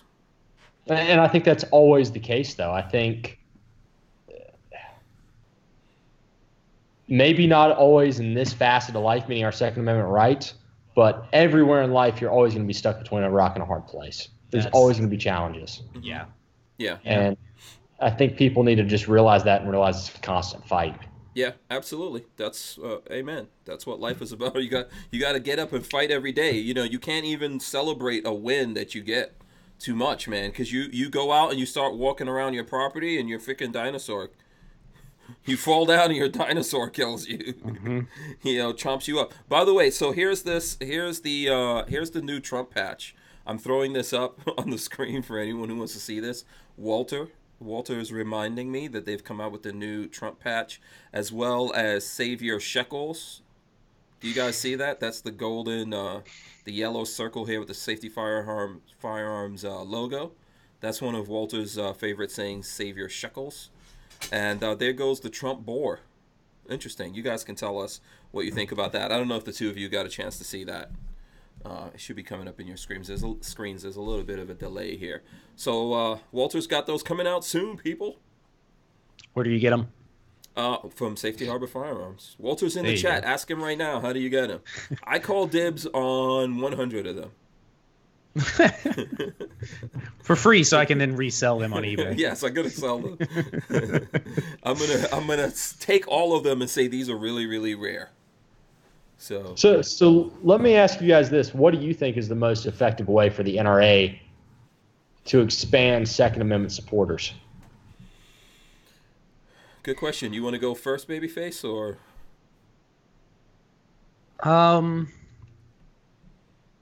So they need an image update for sure, and I think any PR firm is going to tell them that they need an image update. Ackerman McQueen.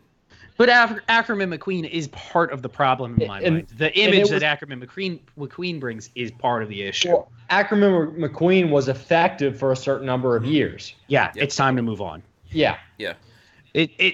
I can almost guarantee that somebody at either place got too comfy with each other and too much money was going back and forth, and we can't disrupt this because there's money going everywhere. But yeah, Ackerman McQueen I think is part of the PR nightmare that they're having right now. They need new blood in seats, even though I realize that the voting members don't have a lot of say. They need new asses in the chairs, and they need a PR overhaul to bring them back to what they initially were, which is on one side legislation, and on the other side teaching gun safety, just getting back to bringing people together in the gun community, teaching guns, teaching firearms, teaching safety, teaching reloading classes, like everything. They are so focused on give me money because we're in a fight that I feel like they don't care about the teaching side as much any longer, and it's a shame. Yeah. My big question is, why is gun safety not taught in every school across the U.S.? It seems like a no-brainer. Your kid is eventually going to come across a firearm, and I would hope to hell that any kid that I have knows how to, one, leave it alone, or two, handle it in the correct way. It's like, okay, so it's like swimming, for example, here in Florida. You asked a good question, I think, Harry, but here's the thing. So in Florida, there's lots of pools, swimming pools, and we're surrounded by water, okay? But they don't teach kids how to swim. Mm-mm. Why not? Because schools are doing lots of bullshit. You know, we need to reform schools, the school system. But that's a problem in and of itself, and the unions connected to that. Teachers unions, most specifically, are never going to be down with that. Much less teaching kids about the safety of guns, which we absolutely should be doing. Can we agree that big politics is a huge problem? Because unions are part of that. Yeah, absolutely. Hell yeah.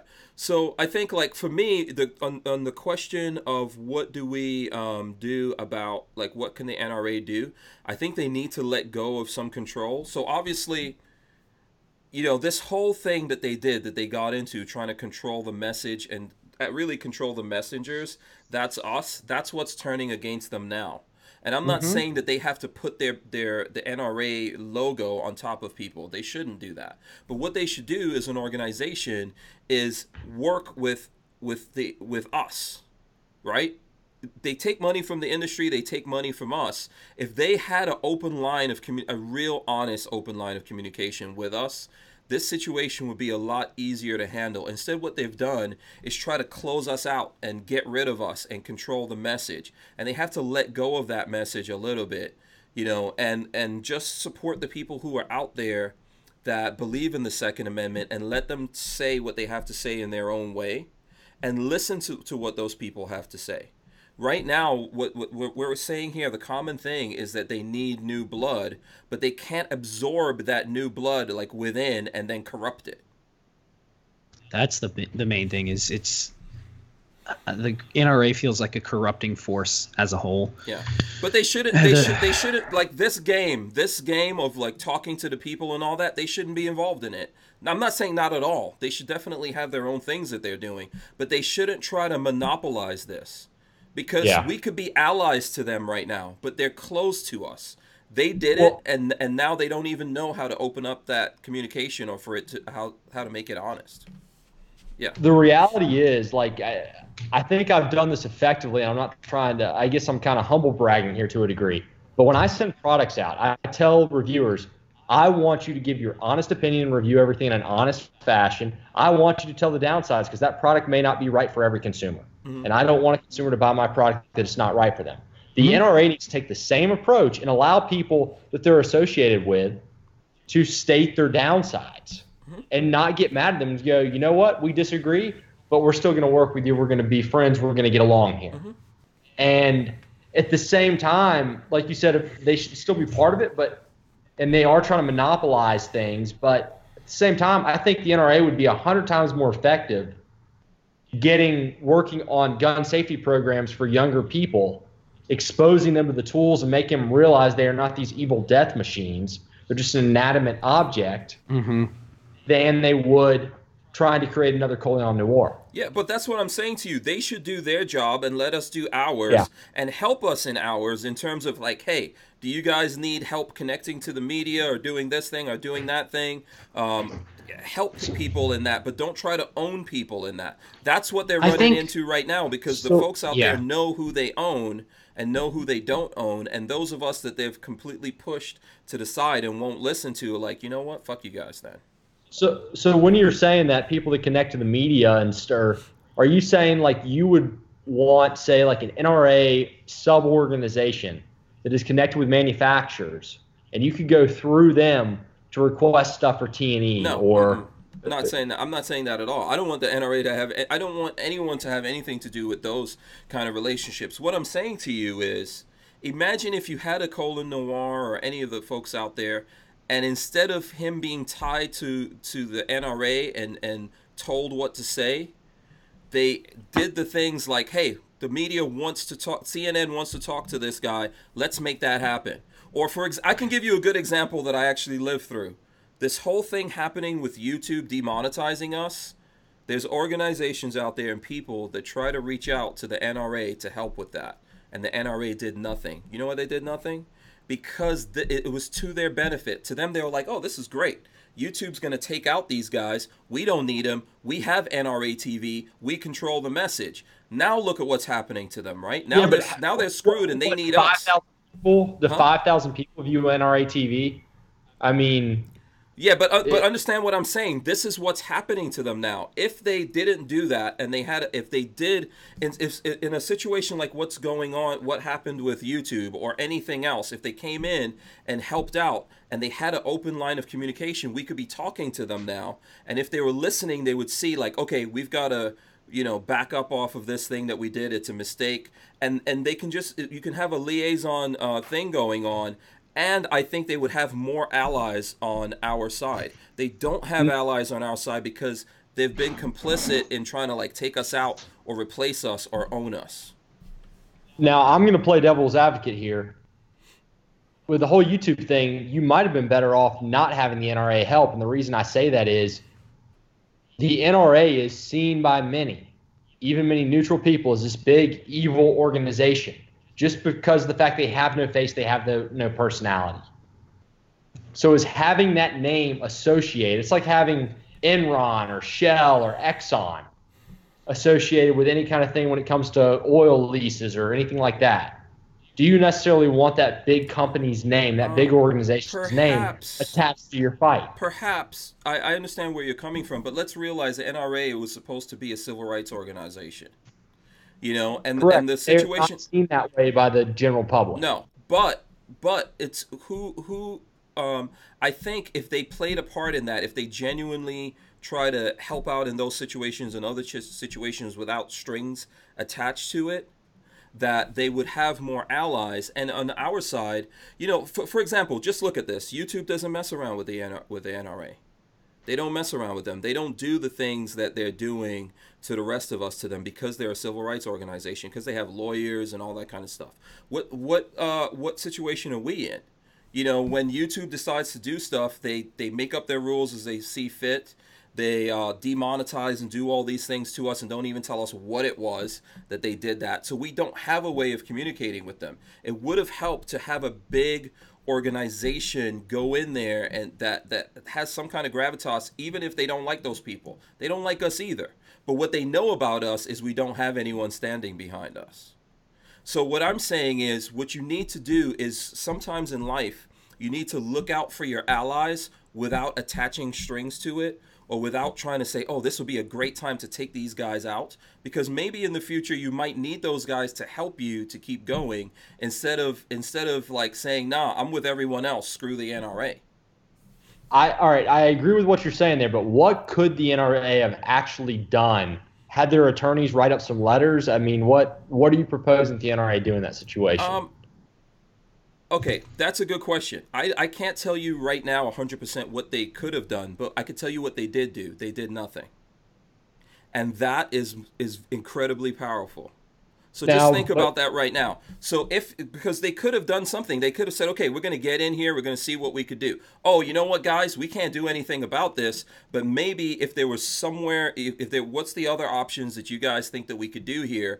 You know, can we help build another platform, or get everyone going over to another platform, or do something that we own? See, instead, they did nothing. And that's what I'm trying to tell you. It's like a friend comes to you and they have an issue, and you're like, screw you, I could care less.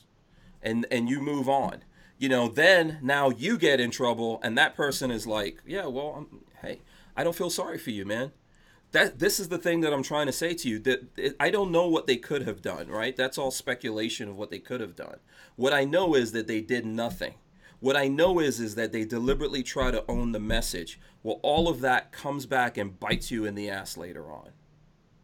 And this is what we know for a fact is happening to them. Because it's not just us that see this. All the folks out there see this. So now that they have all of these problems hitting them, we are the people. Ordinarily, a couple of years ago, if you go back to 2013, we all would have been the people that would have helped it keep the NRA going.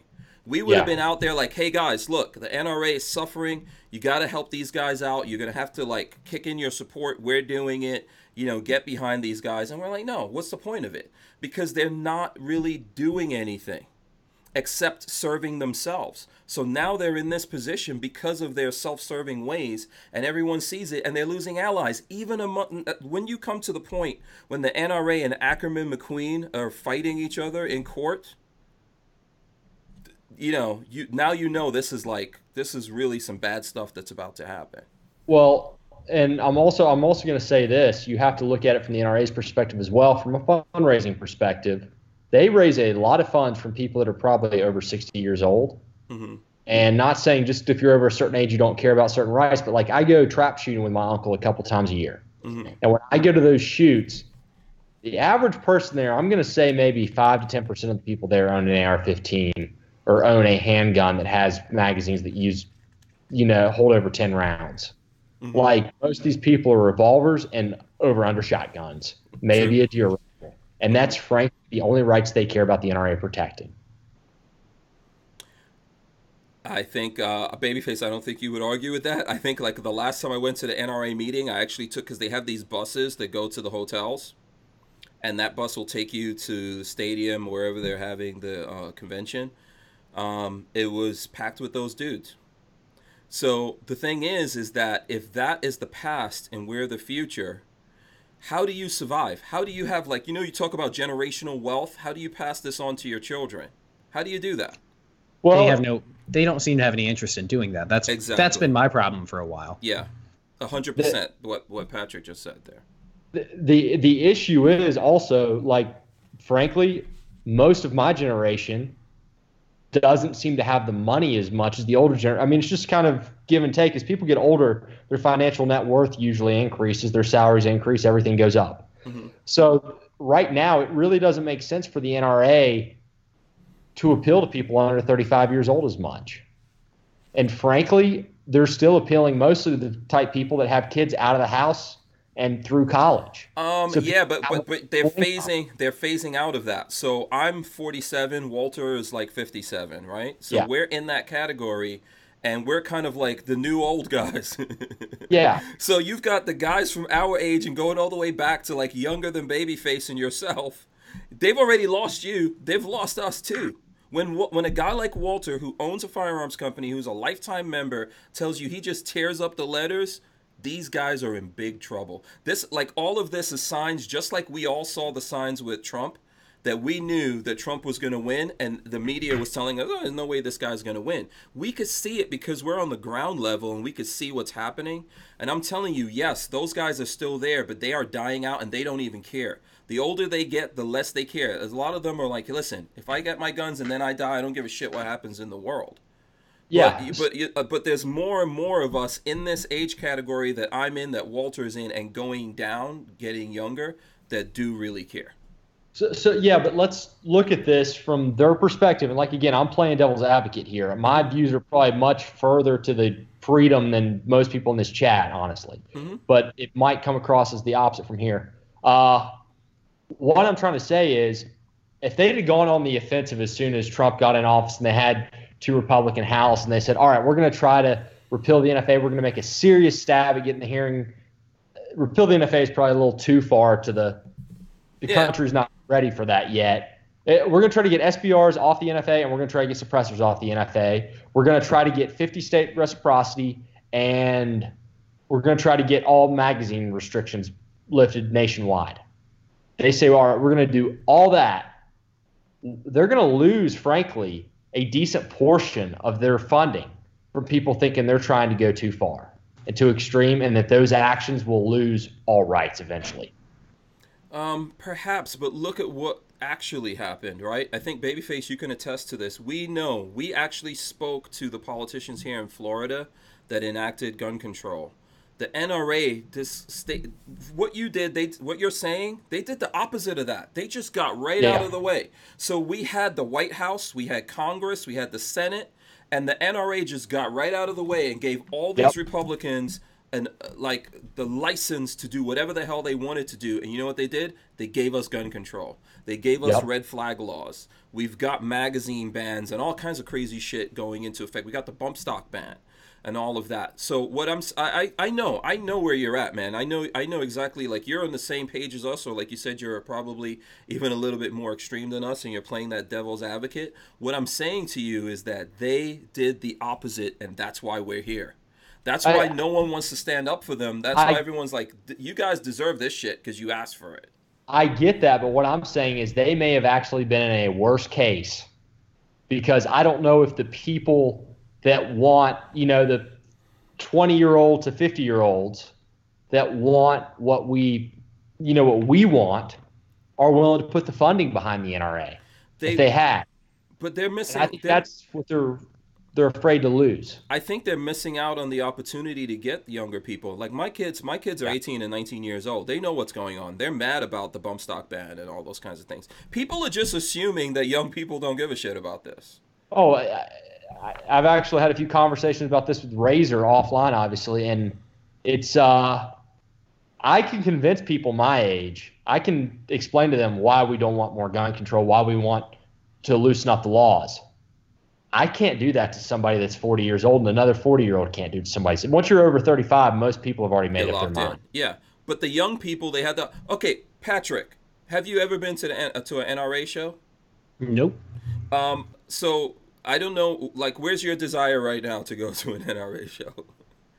I would like to go. Okay, I wouldn't, not necessarily for the NRA stuff. I just see it as a meetup for gun people. I'd like to meet some of the industry people. Okay, cool. So what do you think, like, if you felt like in this thing we went through in the last 2 years, if you felt that, like, they would have done something, right?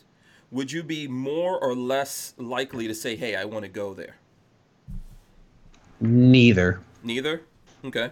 I think I've never been that interested in going in the first place, that I don't think they're doing anything that would have changed my mind, because I see it as a trade show. I don't see it as a NRA political event, even though that's initially what it is.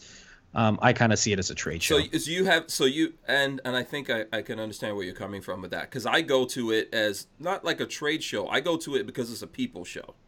Yeah, that's it. But I don't go to it for any of the political stuff. I'm not. I don't have enough pull to even get into those kind of things, to be honest with you guys. So I think folks out there already know that. So any of the political things they do over there, I'm not really part of it. Maybe if someone invited me or something like that, but I just don't move in the circles to get into those things. And I think that's too bad, because that shows you the way people are looking at it. And they're not seeing it as this is something that helps us. Let's all go there. Let's all get involved. They should be getting us involved, but they don't want to do that. Ultimately, they just want the money and they want control, and they don't want us to think about getting involved. I don't know. The whole idea that we're going to get someone to sit on that board and change things, I've given up on that. That's bullshit. Yeah, that's not going to happen. Yeah, if you get one person on that board, you're not doing anything. And we all keep fighting over and over, year after year. I've done it, trying to get somebody to sit on a board and all that. It's all bullshit. You know, and I think that's where they're losing, because people don't feel like they should be getting involved. We're the future. We're the people who could be out there running for office or supporting people who run for office. You know, there was a young guy that got in touch with me recently that said, "Hey, I want to like run for some political office. You know, would you help me?" A guy here in Florida. This is what we need to do. And I'm not saying we can't keep doing that. We absolutely can keep doing that, but they're not doing it. They're not doing it because they want those people who are in there now to stay in there. And they kind of probably look at it the same way like the older guys that we call the FUDs. They're like, listen, if we could ride this for another 10, 15 years and it all burns down and we're dead or too old to give a shit about it, who cares? You know, Razor JB says less than 15% of NRA membership actually knows what the hell's going on right now. So why would they care? How do you change that? It's numbers and money. Yeah. That is the biggest problem, though, is the NRA does create a lot of false flags. You get all that mail that Walter throws away. And they have to show that they're doing something. But I really don't think it's even legislatively. I think we need to start seeing. I think the biggest push they could make, and it'd be hard, is to start getting gun safety classes in every school once to twice a year. I think that would be a great even thing. Even if it's not mandatory, we offer it. You can sign up to go have your kid take it or whatever. Yeah, it's offered for your kid. I think it needs to be mandatory. Okay. Because otherwise, it's going to be me and a bunch of my buddies who probably knew more about gun safety than the person teaching it, showing up to get out of another period of class. And not the kids who actually need it. Yeah. But you know what? I don't think America wants to face those kind of things. You know, we're dealing with an America where people actually think, here's what we do. We're going to put up a sign. It says gun-free zone, problem solved. Yeah. You know, that's what we're doing. Because we're couch warriors. That's what we do. Just put up a sign. Everybody will think about it, and everything will be fine. That's how we work. Yeah. I want my kids to know about stuff. If it takes too much effort, we're just not going to do it. That's how people are. What's mandatory now? Is sex education mandatory? I don't know if it's mandatory or not. I think so. You have to sign a waiver to get out of it. To get out? Yeah, okay, you have to sign a waiver. You had to sign waivers for them to talk to your kids about it. I'm not sure. No. The mandatory stuff nowadays is, at least as far as I remember, it's mandatory. If you don't want your kid going to it, they need to have a waiver signed. Okay. Yeah. So it inherently brings everybody, that sort of thing. Mm-hmm. Jafari H says like driver's ed, which isn't a right. Yeah. You know, but they're trying to do those things. They're trying to teach kids how to drive so that they can save lives. I think all of this is the same stuff. I think they should teach kids about sex. I think they should teach them about guns. I think they should, you know, especially places like Florida, you should know about you should know how to swim. You know, there's a lot of things that I think all these stupid ass mandatory tests or whatever that basically schools just prep kids for tests, that has to go away, and we have to teach them the necessary skills to frickin' survive. Well, why don't you have a basic cooking class for males and females, everybody? Why don't you have a basic class on credit? Like, oh God, I wish they would have done that. Yeah. Stock market. People need to learn about stocks because you don't even have retirement anymore. I think I disagree with that just because you screw that up so bad. I think there are so many I'd say mandatory things like that. I don't know. I still to this day don't know how to balance a checkbook because it's kind of an old day thing, but no idea how to do that. When I became an adult, you know how to subtract and add? Yes, and yeah, it's basically that. But I mean, I've never done it before. There was nothing on how to file your taxes. That I had to just kind of figure that out. They don't have anything on how to be an adult. So I think there are some things, and to me, gun safety, firearm safety is part of that. Adult class, teaching high schoolers, this is how you adult when you turn 18. Yeah. I think that's a lot of what's missing. I think a lot of the practical common sense things, I know common sense is like a bad word to some people now, but I think a lot of practical stuff like that. You know, my parents always says there's like book sense and street sense. You know, street smarts is way more important than book smarts. I'll tell you that. Yeah, I mean, this is a crazy story, but my son was just telling me yesterday he's gonna be mad if he listens to this. But you know, he's going to school at FSU, and he went somewhere, I guess, for a Game of Thrones party or something with his friends, and he drove over there, and there's a guy with a tow truck telling him you can't park here. So he's with a friend, instead of and then the two of them walk away from the car. So the guy tows the car, and I was like, when the guy with the tow truck said you can't park here, that's when you get back in the car. Yeah. Why did he just walk away? Because they both were going to get the pass or whatever so they could park at this place. And the guy was like, screw that. Yeah. So, and then I guess there's like a drop fee. So if the guy already starts towing the thing and you pay him a certain amount of money and they try to do that, and the guy was like, no, I'm towing it because guess what? They get more money if they tow the thing down to the place. And I said, son, when that guy said something to you, you should get back in the car and figure it out from there. If you're in the car, they can't tow it. No, they can't. But, you know, it's like he's mad because I'm mad at him. He wants me to be mad at the person. But I'm kind of like thinking, wow, somehow I messed up here and I didn't get this common sense across to you. So now I'm going to use this as a teachable moment to say, you know, next time think about this and get back in the car and figure out the right place to park or use the phone or something like that and get this worked out before you walk away from your car. Well, ultimately, I think this comes down to a lot of our teachers are absolutely horrible, despicable human beings, and they rub off on the kids, their attitudes toward things. And I think ultimately you have to realize you're ultimately responsible for everything that happens to you. You can't always control it, but you're ultimately responsible for it. We don't teach a lot lot in society, clearly. No. Yeah, absolutely. With how things are going, clearly we don't teach enough personal responsibility.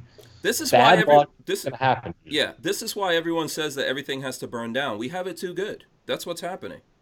We just have it too damn good, and we're not gonna. None of us are gonna wake up and deal with anything until we're forced. The people who came before us, our parents, our grandparents, and so on, they were forced to have to do things about stuff. But as time went on, that went away. I was just going to say, first generation pulls up the bootstraps and gets things moving. Second generation gets it better because the first worked so hard. Third generation sits around and smokes weed on the couch all day. Yeah. Listen, we are currently, I feel like, at the weed smoking couch sitting time, and things sort of have to get bad before people realize how good they have it. So, yeah, it's kind of shit. And I hate to say it, but it's every generation that's sitting on the couch smoking weed, not just the millennials. Oh yeah, for sure. Yeah. Hillbilly Nitro USA says Hank just paid the towing car racket. I know. I told him, I was like, listen, son, this is a thing that these people do. It is. No. They know, especially in college towns. They go to the apartment complexes on a Friday night because they know they're going to be busy. And people are. Yeah, no, it's free money for them. Yeah. It's ridiculous. He's going to learn the hard way. Like, you know, ultimately... I can pay for it. Yeah, ultimately, I'm happy he's okay. He could have been calling me to tell me some other thing. It's always scary. You'll know this when you have kids, when they say, Mom and Dad, I need to talk to you. Please don't go to sleep. That's scary. So I'm happy that he's okay, and he told me today he got the car back. Yeah, at least it wasn't, I'm in jail, can you please get me out? Yeah, exactly. But still, you got to get lectured. Thank God I've never had to make that phone call. Yeah. You got to get lectured, and he wasn't happy about being lectured. As you know, Patrick, you know, I go on when I lecture. A lecture for me is horrible. Huh? It said #rant times 10. Yeah. So, you know, it wasn't fun for him, but we have to learn these things, I think, somehow. And yes, I wish that we would teach them more practical things. We have to learn these things, son. We have to learn these things. I learned from growing up in New York City. Do you know, I mean, let me tell you, I think he said he paid $110 because I it got towed. learned the hard way. Yeah. In New York City, it's way more than that. I came home one time, parked my car outside of my apartment, even though it was like a 15-minute loading zone, no parking, and I was like, I'm just gonna run inside and do something. I sat down and got busy. 30 minutes later, come out, my car's gone. Paid $200 and something to get it back, and that was right when I had started working, like my first couple paychecks, and I was like, I cannot afford this right Lesson now. learned. Yeah, never did that again. Yeah, lesson learned. We were driving around this weekend. We went to Burn's Steakhouse in Tampa for dessert for Marley's birthday. Mm-hmm. And birthday, for anybody, Marley. for anybody that knows South Tampa, there's no parking anywhere in South Tampa. So we're driving around, and I'm like, well, I don't want to pay for valet. Let's see if we can find some place to park on the street or something, because there is street parking.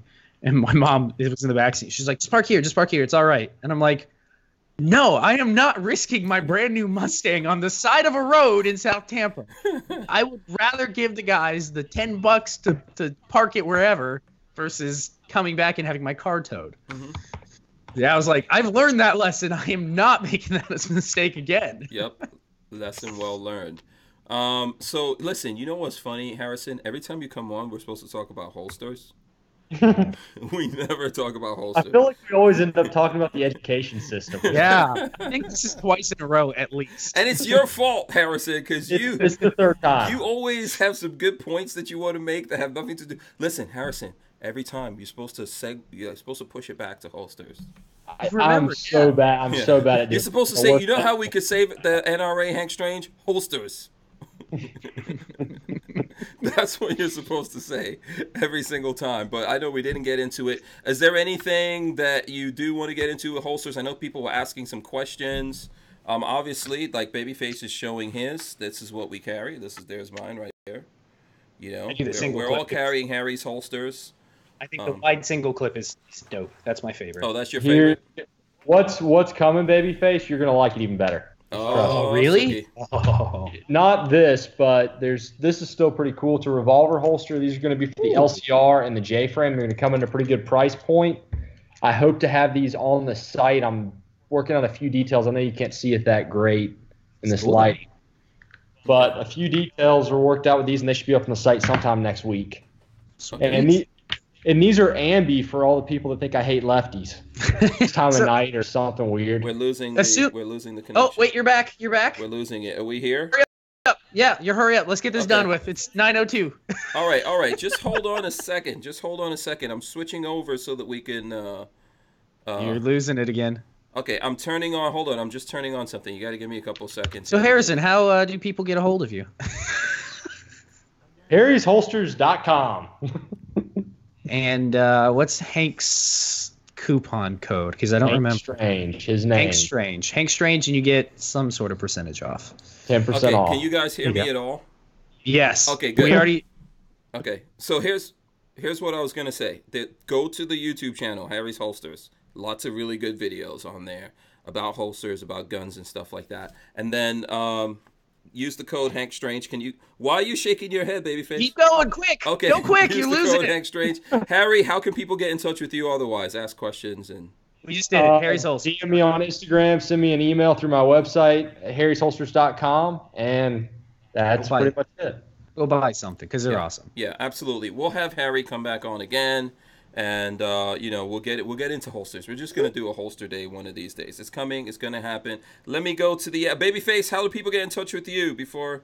Baby_FaceP or BabyfaceP on YouTube. I have a video coming out very soon and some more interesting things that I'm working on right now. So go find me there. Very cool. Here, let me drop the end. We gotta rush. Through. The end is going. It's good, man. It's rocking and rolling. Don't forget to subscribe. If you're not subscribed, ring the bell so you can be notified. We are out of here. Peace. See you guys. Peace out. See y'all. See ya. We're losing you right at the end. All right, cool. Let's see.